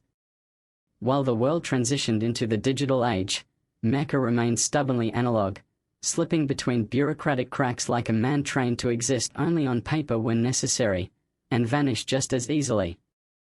A veteran detective suggests checking old Stasi archives. The idea sends a ripple through the room. Many East German engineers transitioned into obscure roles after reunification, some legitimate, some not. Records from that era are chaotic, incomplete, often deliberately destroyed. But a search might reveal something. Days are spent combing through yellowed documents, scanning blurred microfilm reels, deciphering codes from defunct intelligence units. Then, suddenly, a breakthrough, a file fragment mentioning a mechanical consultant named Merker, H., assigned to assist with optical surveillance equipment in the late 1980s. The file ends mid-sentence, torn or removed decades ago. But the fragment is enough to shift the investigation's trajectory.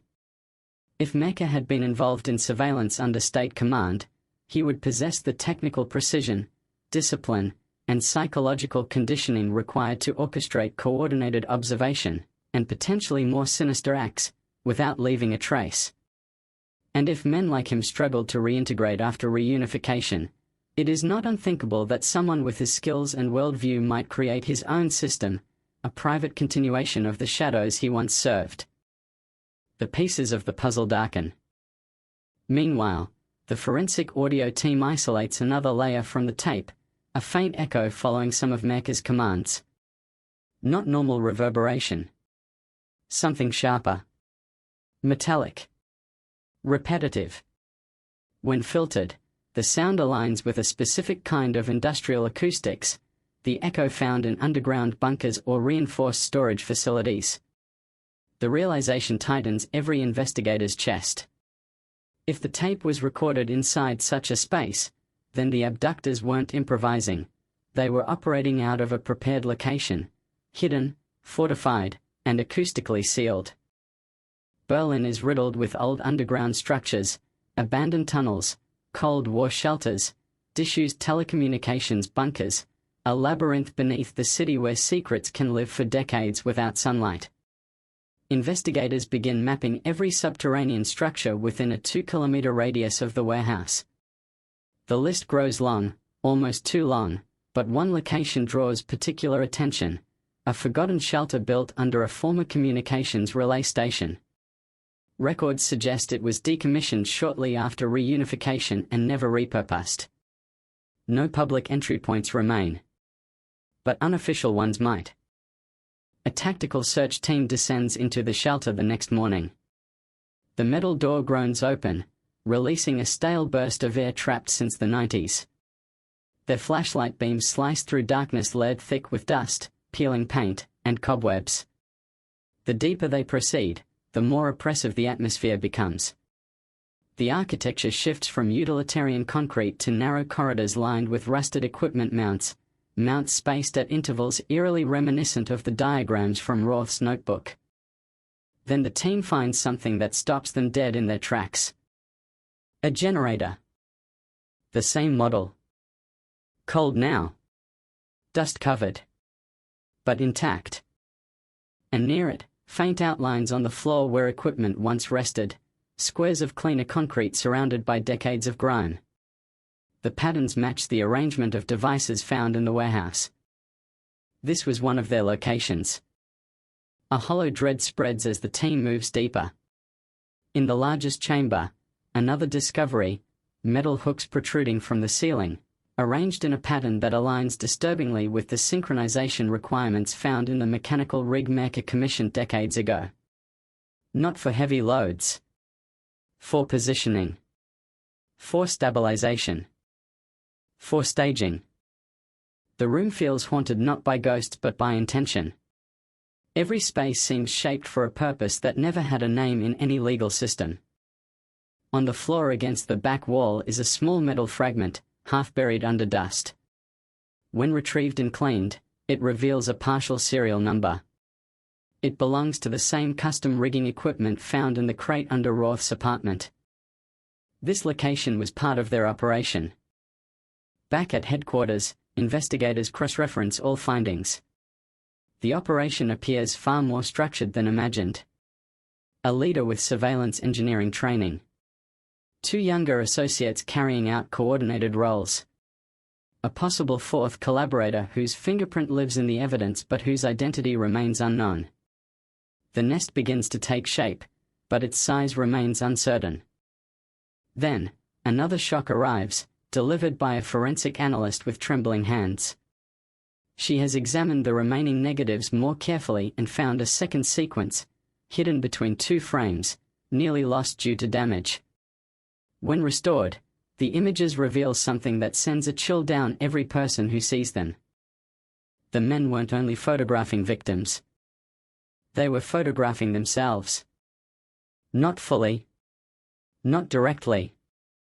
But parts of themselves, initially small, incidental reflections, then clearer angles, as if testing framing and exposure. One negative shows a man's hand adjusting the shutter. Another shows a partial reflection of a figure's torso in a puddle. A third captures the edge of a man's face, jawline, cheekbone, the faint shadow of an eye. A ritual of documentation. Not just of their victims, but of their roles in the act. As if they were building an archive of themselves. Investigators enlarge every image. Details emerge: gloves stitched with unusual seams, a jacket with a custom hem, a scar running along the knuckle of one exposed hand. They compile the evidence into a composite profile. A shape. A posture. A pattern of movement. The shape resembles Fork. The posture resembles Roth. But the scarred hand belongs to neither. It belongs to someone new. The unknown 4th man. The presence once thought to be only a voice now has a physical imprint. Not enough to identify, but enough to confirm he is not a phantom. He exists. He lived among them. He held the camera. He touched the equipment. He commanded the others. And one awful thought begins to crystallize. Mecha may not have been the leader after all. His voice was commanding, yes, but perhaps only within a hierarchy. Perhaps there was someone above him, someone who preferred to stay hidden, Someone confident enough to control from the shadows without ever needing to speak loudly. Someone whose hands weren't just coordinating equipment but shaping the entire operation. The discovery rattles the investigative team. The idea of 4 men was terrifying enough. But a 5th? An unseen architect orchestrating everything from above? The implications are catastrophic. While investigators search for connections, another revelation emerges from the warehouse evidence. Hidden inside a hollow metal tube, barely detectable, lies a scrap of paper, thin, torn, water-stained. Forensic treatment reveals a few handwritten words. Phase 2 begins when the archive is complete. Phase 2. A second phase. Something planned. Something that may have been intended to follow Lara's disappearance. But what did the archive refer to? Their photographs? Their recordings? Their sequences of documented victims? And had they completed it? The thought tightens every breath in the room. Detectives revisit the photographs. They count the victims depicted. They cross-reference dates. A horrifying pattern emerges. Every 2 to 3 months, a new subject appears in the sequence. Some known missing persons. Some never reported missing.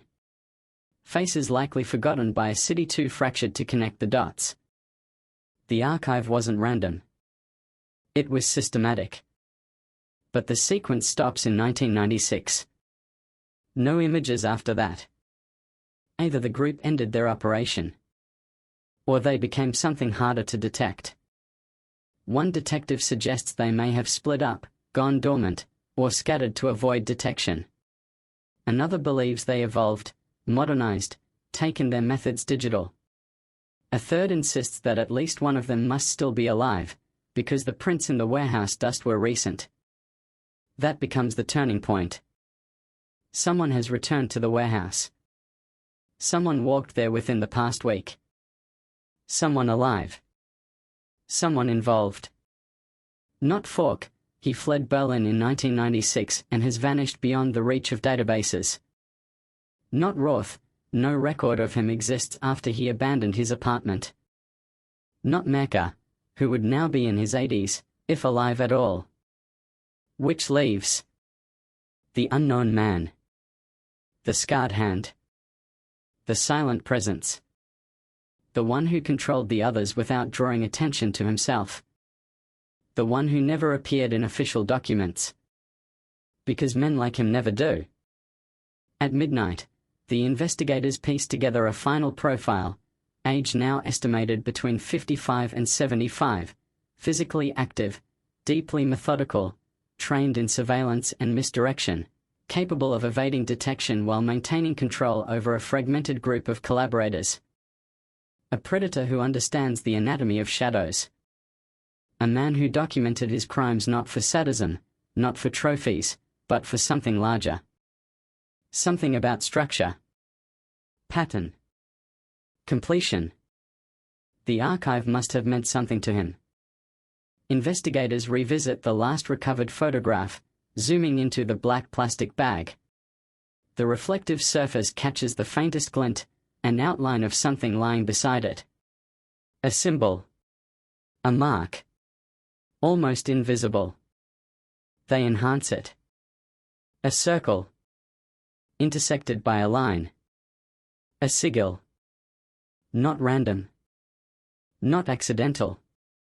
A signature. The room fills with dread. Because they realize.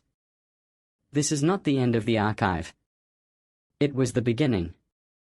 And somewhere in Berlin, the man who created the sigil may still be following the pattern he started nearly 30 years ago. The sigil becomes the new center of gravity, pulling every investigator's thoughts into its orbit. A simple mark, just a circle bisected by a single vertical line, yet it radiates an unease far greater than its size. It feels intentional, ritualistic, a deliberate signature left where no one was supposed to ever look. The moment it appears under digital enhancement, the room's atmosphere shifts. Not with fear. With recognition. As if some collective instinct whispers that this symbol has existed longer than the case itself, lingering beneath the city's surface like a hidden watermark. Forensic analysts comb the archive of photographs again, searching for the sigil in other frames. Hours stretch into dawn before a young technician finds another occurrence, barely visible on a lamppost in a photo from April 1995. Then again in a frame from February 1996, carved into the corner of a wooden bench. And again, etched faintly into metal scaffolding in an image taken months before Lara disappeared. The sigil wasn't new. It was a trail. But who left it? And why? One investigator recalls a rumor from the early 2000s, stories of a circle-marked group whispered among fringe photography circles. Supposedly, a handful of men who believed the world could be documented in pure moments, unscripted and unguarded. Urban legend. Conspiracy. Nothing ever proven. But the sigil triggers a new line of inquiry. Detectives scour police records for graffiti reports, defacement logs, property complaints. The symbol appears sporadically through the 90s, mostly near industrial zones or abandoned areas. Always small. Always precise. Never sloppy or stylistic. Almost like survey markers. A chilling thought emerges. What if the sigils weren't signatures, but coordinates? The idea electrifies the room. Investigators overlay the locations of the sigils with the discovered photographs. Pin after pin aligns with uncanny precision. Each sigil appears within 50 to 200 meters of a site where the unknown group operated. Not all are tied to known victims. Some appear near places no missing person case was filed. But the pattern is unmistakable. Someone was mapping something. Not the city. Not the victims. Moments.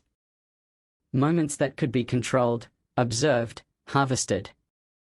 The behavioral analyst steps forward, voice low. This isn't just a group of predators, she says. This is a philosophy. A belief system.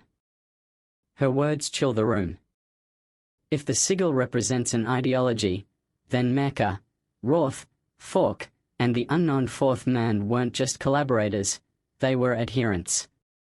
Practitioners of something structured, deliberate, and terrifyingly organized. But a belief system needs a founder. A leader. A creator.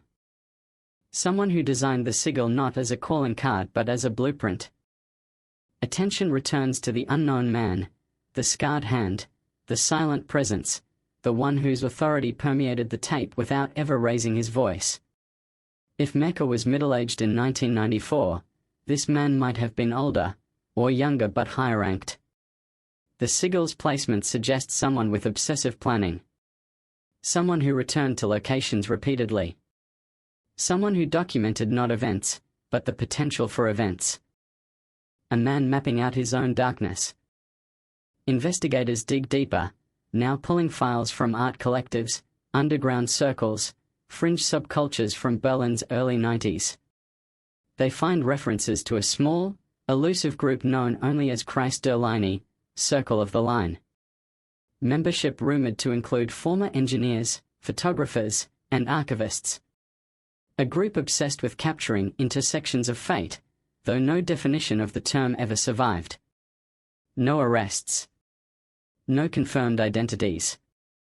Just a rumor that its members left marks, circles bisected by lines, wherever they believed a moment should be preserved. The sigil. The archive. The alignment is too precise to ignore.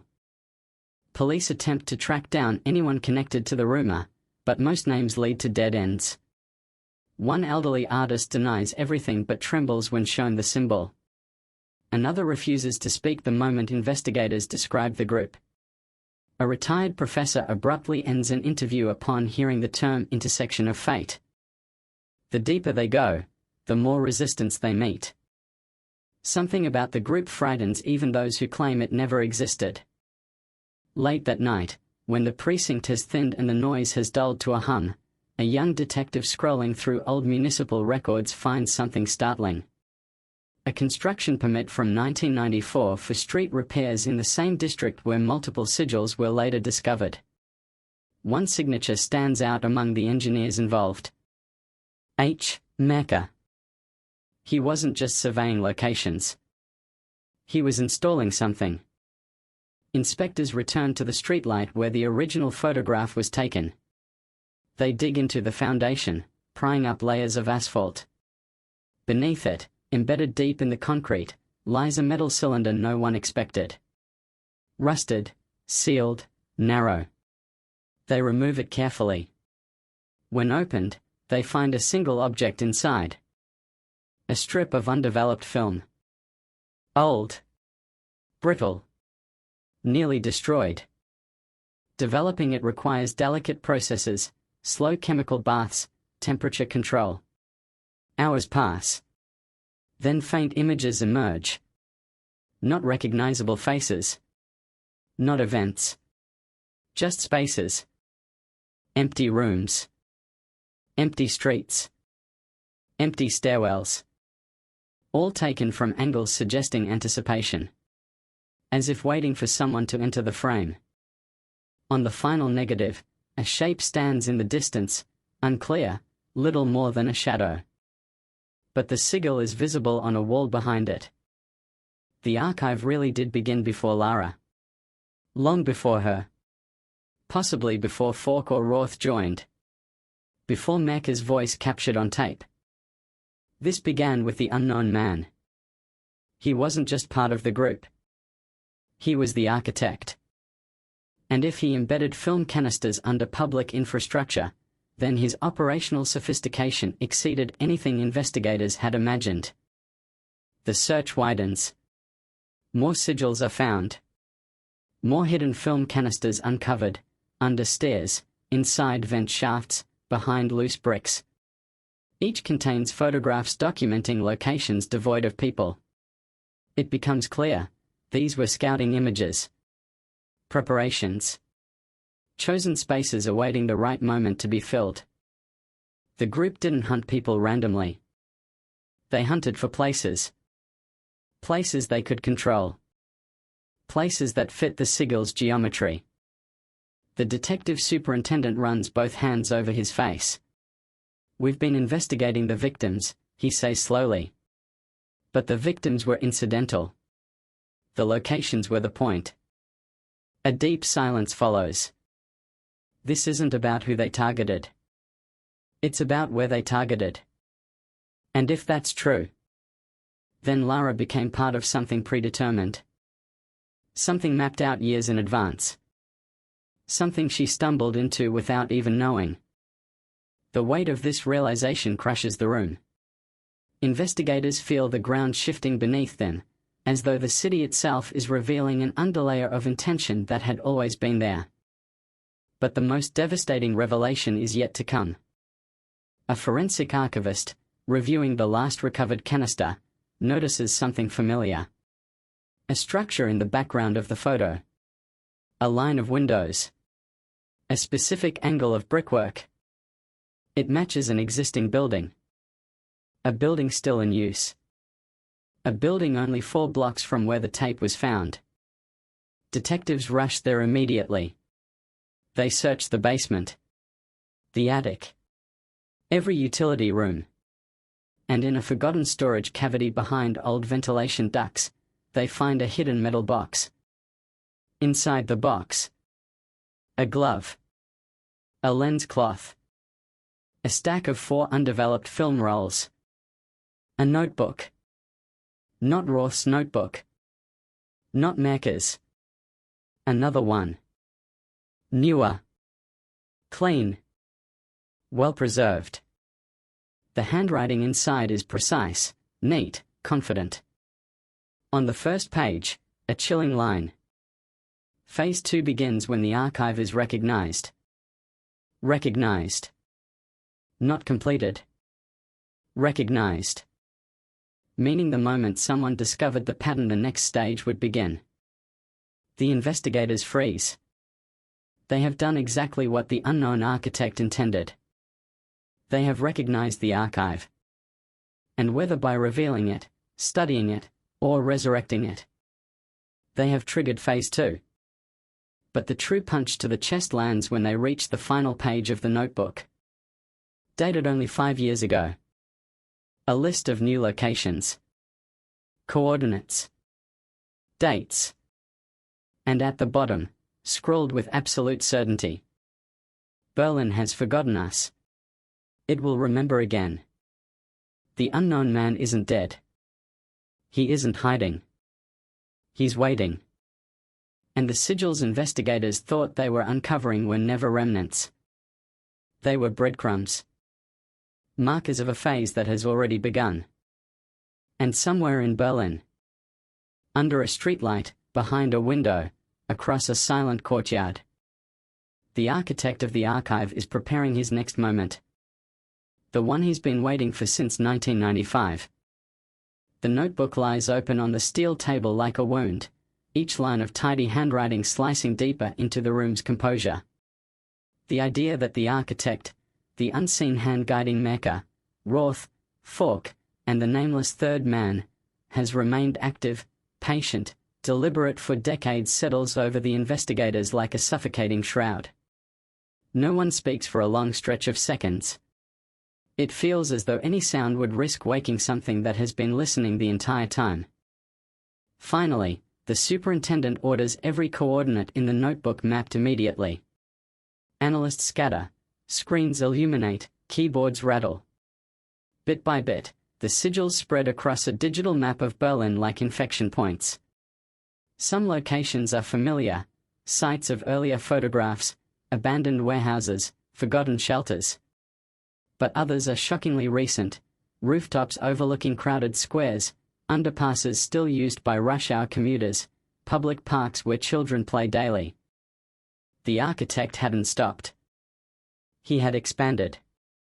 What terrifies the team most is that many of the new coordinates are paired with dates, none of them from the 90s. They range across the last 25 years. Some are only months apart. One is as recent as 18 months ago. And beside that last date is a single word, written with the same confident precision as everything else in the notebook. Verified. Verified what? A location? A victim? A witness? The meaning remains ambiguous, but investigators feel its significance like a current beneath their feet. Something had been checked, confirmed, approved. Recognized. The forensic linguist points out the handwriting, the same neat, symmetrical strokes throughout, consistent with someone who practiced meticulous control. Whoever wrote this notebook was not documenting in haste. They were planning. Preparing. Recording with a purpose that extended far beyond documentation. Then, a chilling observation emerges. Some of the sigils found in the city over the years match the coordinates in the notebook exactly. Same orientation. Same placement. As if the architect had walked the city, marking each location personally, embedding his blueprint into the urban landscape one careful incision at a time. The behavioral analyst steps forward, voice quiet but shaking with certainty. "This isn't a man who improvises," she says. "This is someone who operates by cycles. Patterns. Rituals. If he marked these places, he did so for a reason. And he won't stop until the cycle is fulfilled." The idea that the man behind the archive may still be completing his structure, still choosing locations, still revisiting old sites, rips through the room like a chill wind. Investigators scramble to cross-reference missing persons reports with the new coordinates. Some sites correlate with disappearances too old or too minor for widespread attention. Others align with incidents dismissed as accidents or unconnected anomalies. But a few stand out, cases that lingered on the edge of public memory before fading into obscurity. One coordinate in particular draws immediate focus: a stretch of wooded ground on the outskirts of the city, near a disused rail spur. A young woman vanished there in 2008. Her body was never found. The investigation at the time yielded nothing, No suspects, no witnesses, nothing but a set of footprints that disappeared into mud. Now the same spot appears in the architect's notebook with a single notation beside it. Phase boundary. Phase boundary. 2 words pregnant with meaning but offering no clarity. Investigators circle the phrase on the display screen as if staring at it long enough might force it to reveal its secrets. Then, another bombshell. One of the coordinates corresponds to a building still operational, a printing warehouse. It lies only 6 blocks from the first streetlight where Lara was photographed in 1995. And beneath the coordinate, the architect has written, "Return point." The superintendent orders a full tactical search. The warehouse, bustling with daytime staff, seems ordinary on the surface, conveyor belts churning, ink fumes drifting through the air, workers unaware that a phantom has woven them into his blueprint. But a structural analysis shows that the building includes a sub-basement no one uses anymore, a sealed level that predates modern renovations. The tactical team descends through rusted ladders into a stale, lightless chamber. The beam of each flashlight quivers slightly as it carves the darkness. Pipes run along the ceiling like veins. Dust carpets the floor. Then something glints. A metal object. A bolt. A hinge. A bracket. Exact replicas of components found in the crate beneath Roth's apartment. The architect had been here. The team fans out. In a corner they find more: a lens cloth, a torn strip of black fabric, a small metal ring the size of a shutter release mount. Nothing fresh. Nothing recent. But nothing decayed enough to predate 1995 either. He used this place at some point. Possibly many times. Then a technician calls out, he's found another sigil. Faint, scratched into a metal support beam. The circle. The line. A shiver runs through the team. They return with their findings, filling the investigation room with a dread that feels almost radioactive. The superintendent paces, tapping his pen against his thigh. If he marked this as a return point, he mutters, then he plans to come back. Or he already has. The notion that the architect might be moving through the city currently, walking familiarity-mapped paths, visiting his old haunts, watching the investigators unknowingly approach his operation, sends a tremor of urgency through the room. Then the data specialist calls everyone's attention to the screen. She found something in the notebook that no one noticed. On the back of the last page, faint impressions from a pen stroke show a list of incomplete words, like someone pressing hard while writing on a separate sheet placed above the page. When digitally enhanced, the impressions sharpen into legible fragments.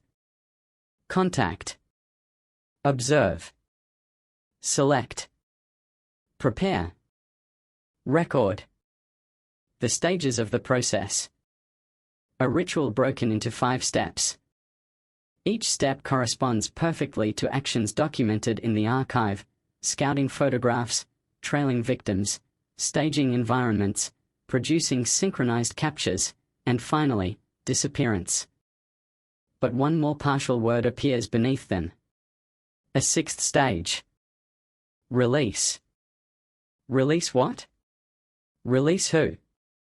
The meaning twists all logic, and yet a sickening clarity begins to form. If Phase 1 was the creation of the archive, and Phase 2 begins when the archive is recognized, then perhaps Phase 3 begins with release. Release of what? Information? Evidence? A pattern? A truth?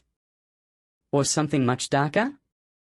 Before anyone can reach a conclusion, a forensic technician enters the room holding a sealed evidence bag. Inside it, a print. One that wasn't in the warehouse. One that wasn't in the basement, or the crate, or the bunker. It was found today. Left deliberately. Placed inside the investigator's own mail chute just hours ago. The room freezes. They open the envelope. Inside is a photograph of the investigation room, this exact room, taken from a high angle through the narrow strip of window glass at the top of the door. The image isn't perfectly sharp, but it shows the detectives working, the wall of evidence, the pinned sigil, even the notebook. The photograph was taken recently, within the past 24 hours. On the back, written in the same handwriting as the notebook: "You have seen the archive. Now you will complete it." The detectives stare in silence as the realization spreads like wildfire. The architect knows who they are. He knows what they've discovered. He knows where they stand. And he is no longer only watching the city. He is watching them. Not from the past. From right now. Somewhere in Berlin, the man who began the archive nearly 30 years ago is alive, mobile, and orchestrating the next phase. And by investigating him, they have stepped into his design. They are no longer observers. They are participants. Moments waiting to happen. Moments ready to be documented. Moments that belong to him. The photograph left in the mail chute turns the investigation room into a tomb, silent, airless, electrified by the knowledge that the architect is no longer a ghost of 1995, no longer a theoretical presence orbiting the edges of old evidence. He is here. Present. Watching. Close enough to capture the investigators in their own sanctuary. Close enough to slip a photograph through the building unnoticed. Close enough that, for the first time, the detectives no longer feel protected by walls, badges, or time. They study the image again, desperate for a mistake, an angle that shouldn't be possible, a reflection that reveals a sliver of his face, a shadow longer than its body. But the shot is too clean. Too intentional. The vantage point suggests he used a telescopic lens, likely from the mezzanine level beside the records office, an area accessible only through a fire escape. That means he entered the building. That means he walked past officers. That means he moved as if he belonged. And he left without a trace. The superintendent orders a full lockdown. Doors sealed, elevators frozen, exits monitored. But it's already too late. The architect came and went like breath leaving the lungs of the city. He is not inside the precinct anymore. He is outside, somewhere in Berlin, blending into the night the way he has for decades. Investigators scour security footage. Cameras glitch at the exact window of time when the photograph must have been taken. Signals drop. Frames freeze. The same malfunction occurs across 3 separate hallways. The technical unit verifies the cause: manual interference, applied remotely, using a transmitter strong enough to disrupt analog backup systems as well. The architect didn't just walk into their building. He prepared for it. Like everything else. A warning settles across the room. If he wanted to harm them, he already would have. So why the photograph? Why reveal himself at all? The answer begins to form in the sharp quiet of the room. He is not threatening them. He is initiating them. The investigator nearest the photograph reads the message aloud again. You have seen the archive. Now you will complete it. The words feel like a ceremony. An induction. A shift in roles. The detectives are no longer outside the structure studying it. They are inside it, occupying the space the architect wants them to fill. He has folded them into the design. And that realization terrifies them more than his proximity.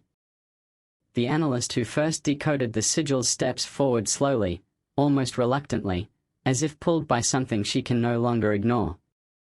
He wanted witnesses, she murmurs. He always wanted witnesses. Not to stop him but to confirm him. He documents because he believes these moments matter. They exist only when observed. And now that we've reconstructed the archive, we've observed him. We've validated the structure he built. Another detective finishes the thought, and validation completes his ritual. But what does completion mean? The room tightens as they examine the newly mapped sigils again. The coordinates form shapes. Not random. Not scattered. When connected, they outline a pattern stretched across Berlin. A geometric structure. A lattice. A symbol large enough to only be visible from above, an enormous rendering of the sigil itself, drawn through the city's veins. The architect hasn't been marking locations. He's been drawing. Each site, each photograph, each disappearance, each instance of observation, a stroke on a canvas spanning decades. And the investigator's reconstruction of the archive has inadvertently traced the final lines he needed. They have outlined the shape for him. They have completed the structure he began in 1993. Then comes the detail that detonates through the room. One sigil remains unvisited. One coordinate. Marked in red pencil. A date next to it. Tonight. The investigators don't hesitate. They mobilize instantly, racing through the city streets in unmarked cars, sirens off, nerves brittle with urgency. The coordinate leads them to a plaza near the Spree, a quiet expanse of open concrete bordered by an old government building, a tram line, and a row of shuttered cafes. At this hour it's deserted, the wind sweeping dust across the ground. The streetlight flickers with the tremor of a weakening filament. The detectives fan out.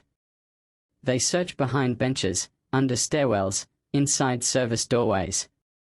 Nothing. No tripod marks. No hidden equipment. No sign of movement. Until one officer glances upward. There, on the rooftop of the building overlooking the plaza, stands a figure. Still. Silent. Watching. The team sprints inside, racing up stairwells, through empty hallways. When they burst onto the roof, the figure is gone. Only footprints remain, precisely spaced, deliberate, stopping at the ledge as though he stepped off into the air. But the adjacent rooftop is too far for a jump. And there is no fire escape. No ladder. He vanished. Just like always.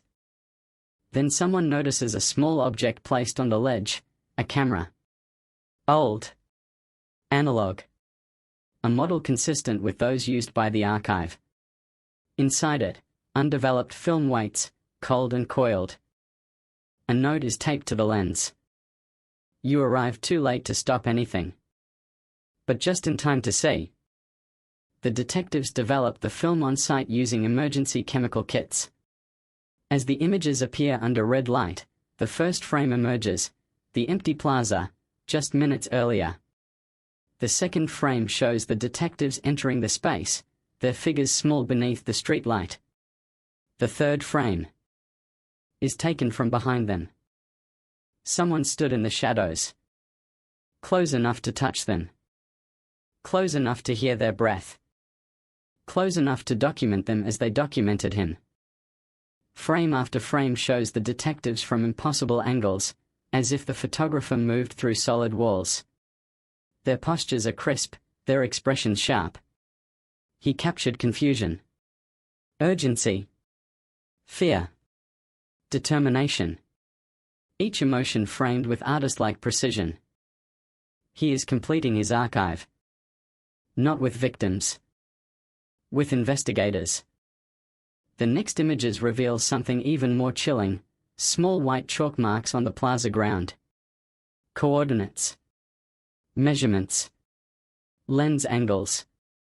The architect marked the position from which he photographed them.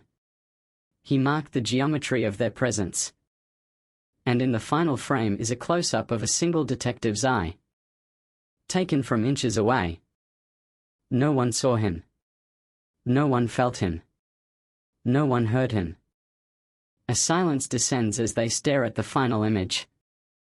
Then everything erupts at once, orders shouted, barriers erected, search teams dispatched in every direction. But it's pointless. He has already moved on. He slipped into another street, another alley, another shadow. They know this because a tram operator radios in with a disturbing report. A man boarded his car minutes earlier, silent, hooded, calmly dropping a canister into the onboard lost and found box before stepping off at the next stop. Police retrieve the canister. Inside is a roll of film. And a Polaroid. A Polaroid taken within the last hour. It shows the investigators staring at the rooftop ledge where he had just stood. The angle is impossible. It suggests he took the picture from behind them while they were sprinting toward the roof. The note scrawled across the bottom reads: Phase 2 is observation. Phase 3 is reflection. Reflection. They realize, with a sickening shudder, that every photograph they've found so far has documented others. Victims. Assistants. Spaces. Shadows. But none have documented him. Until now. Now they understand the meaning. Reflection isn't metaphor. It's literal. He wants them to see themselves through his lens, how he sees them, how he catalogues them, how he frames their presence in his design. They are part of the archive now. Part of the geometry. Part of the ritual. And as this truth settles over them like falling ash, a new alert lights up the precinct's secure channel. An anonymous envelope has just been delivered to the residence of one of the detectives. Inside it is a single photograph. A photograph of the detective's daughter walking home from school that afternoon. Under a streetlight. The same geometry. The same angle. The same signature. And on the back, in the same precise handwriting as the notebook. Every moment is chosen long before you recognize it. Yours is next. The city of Berlin does not sleep that night. The detectives do not rest. Every shadow seems to contain breath. Every window feels like an eye. Every flicker of light resembles a shutter click.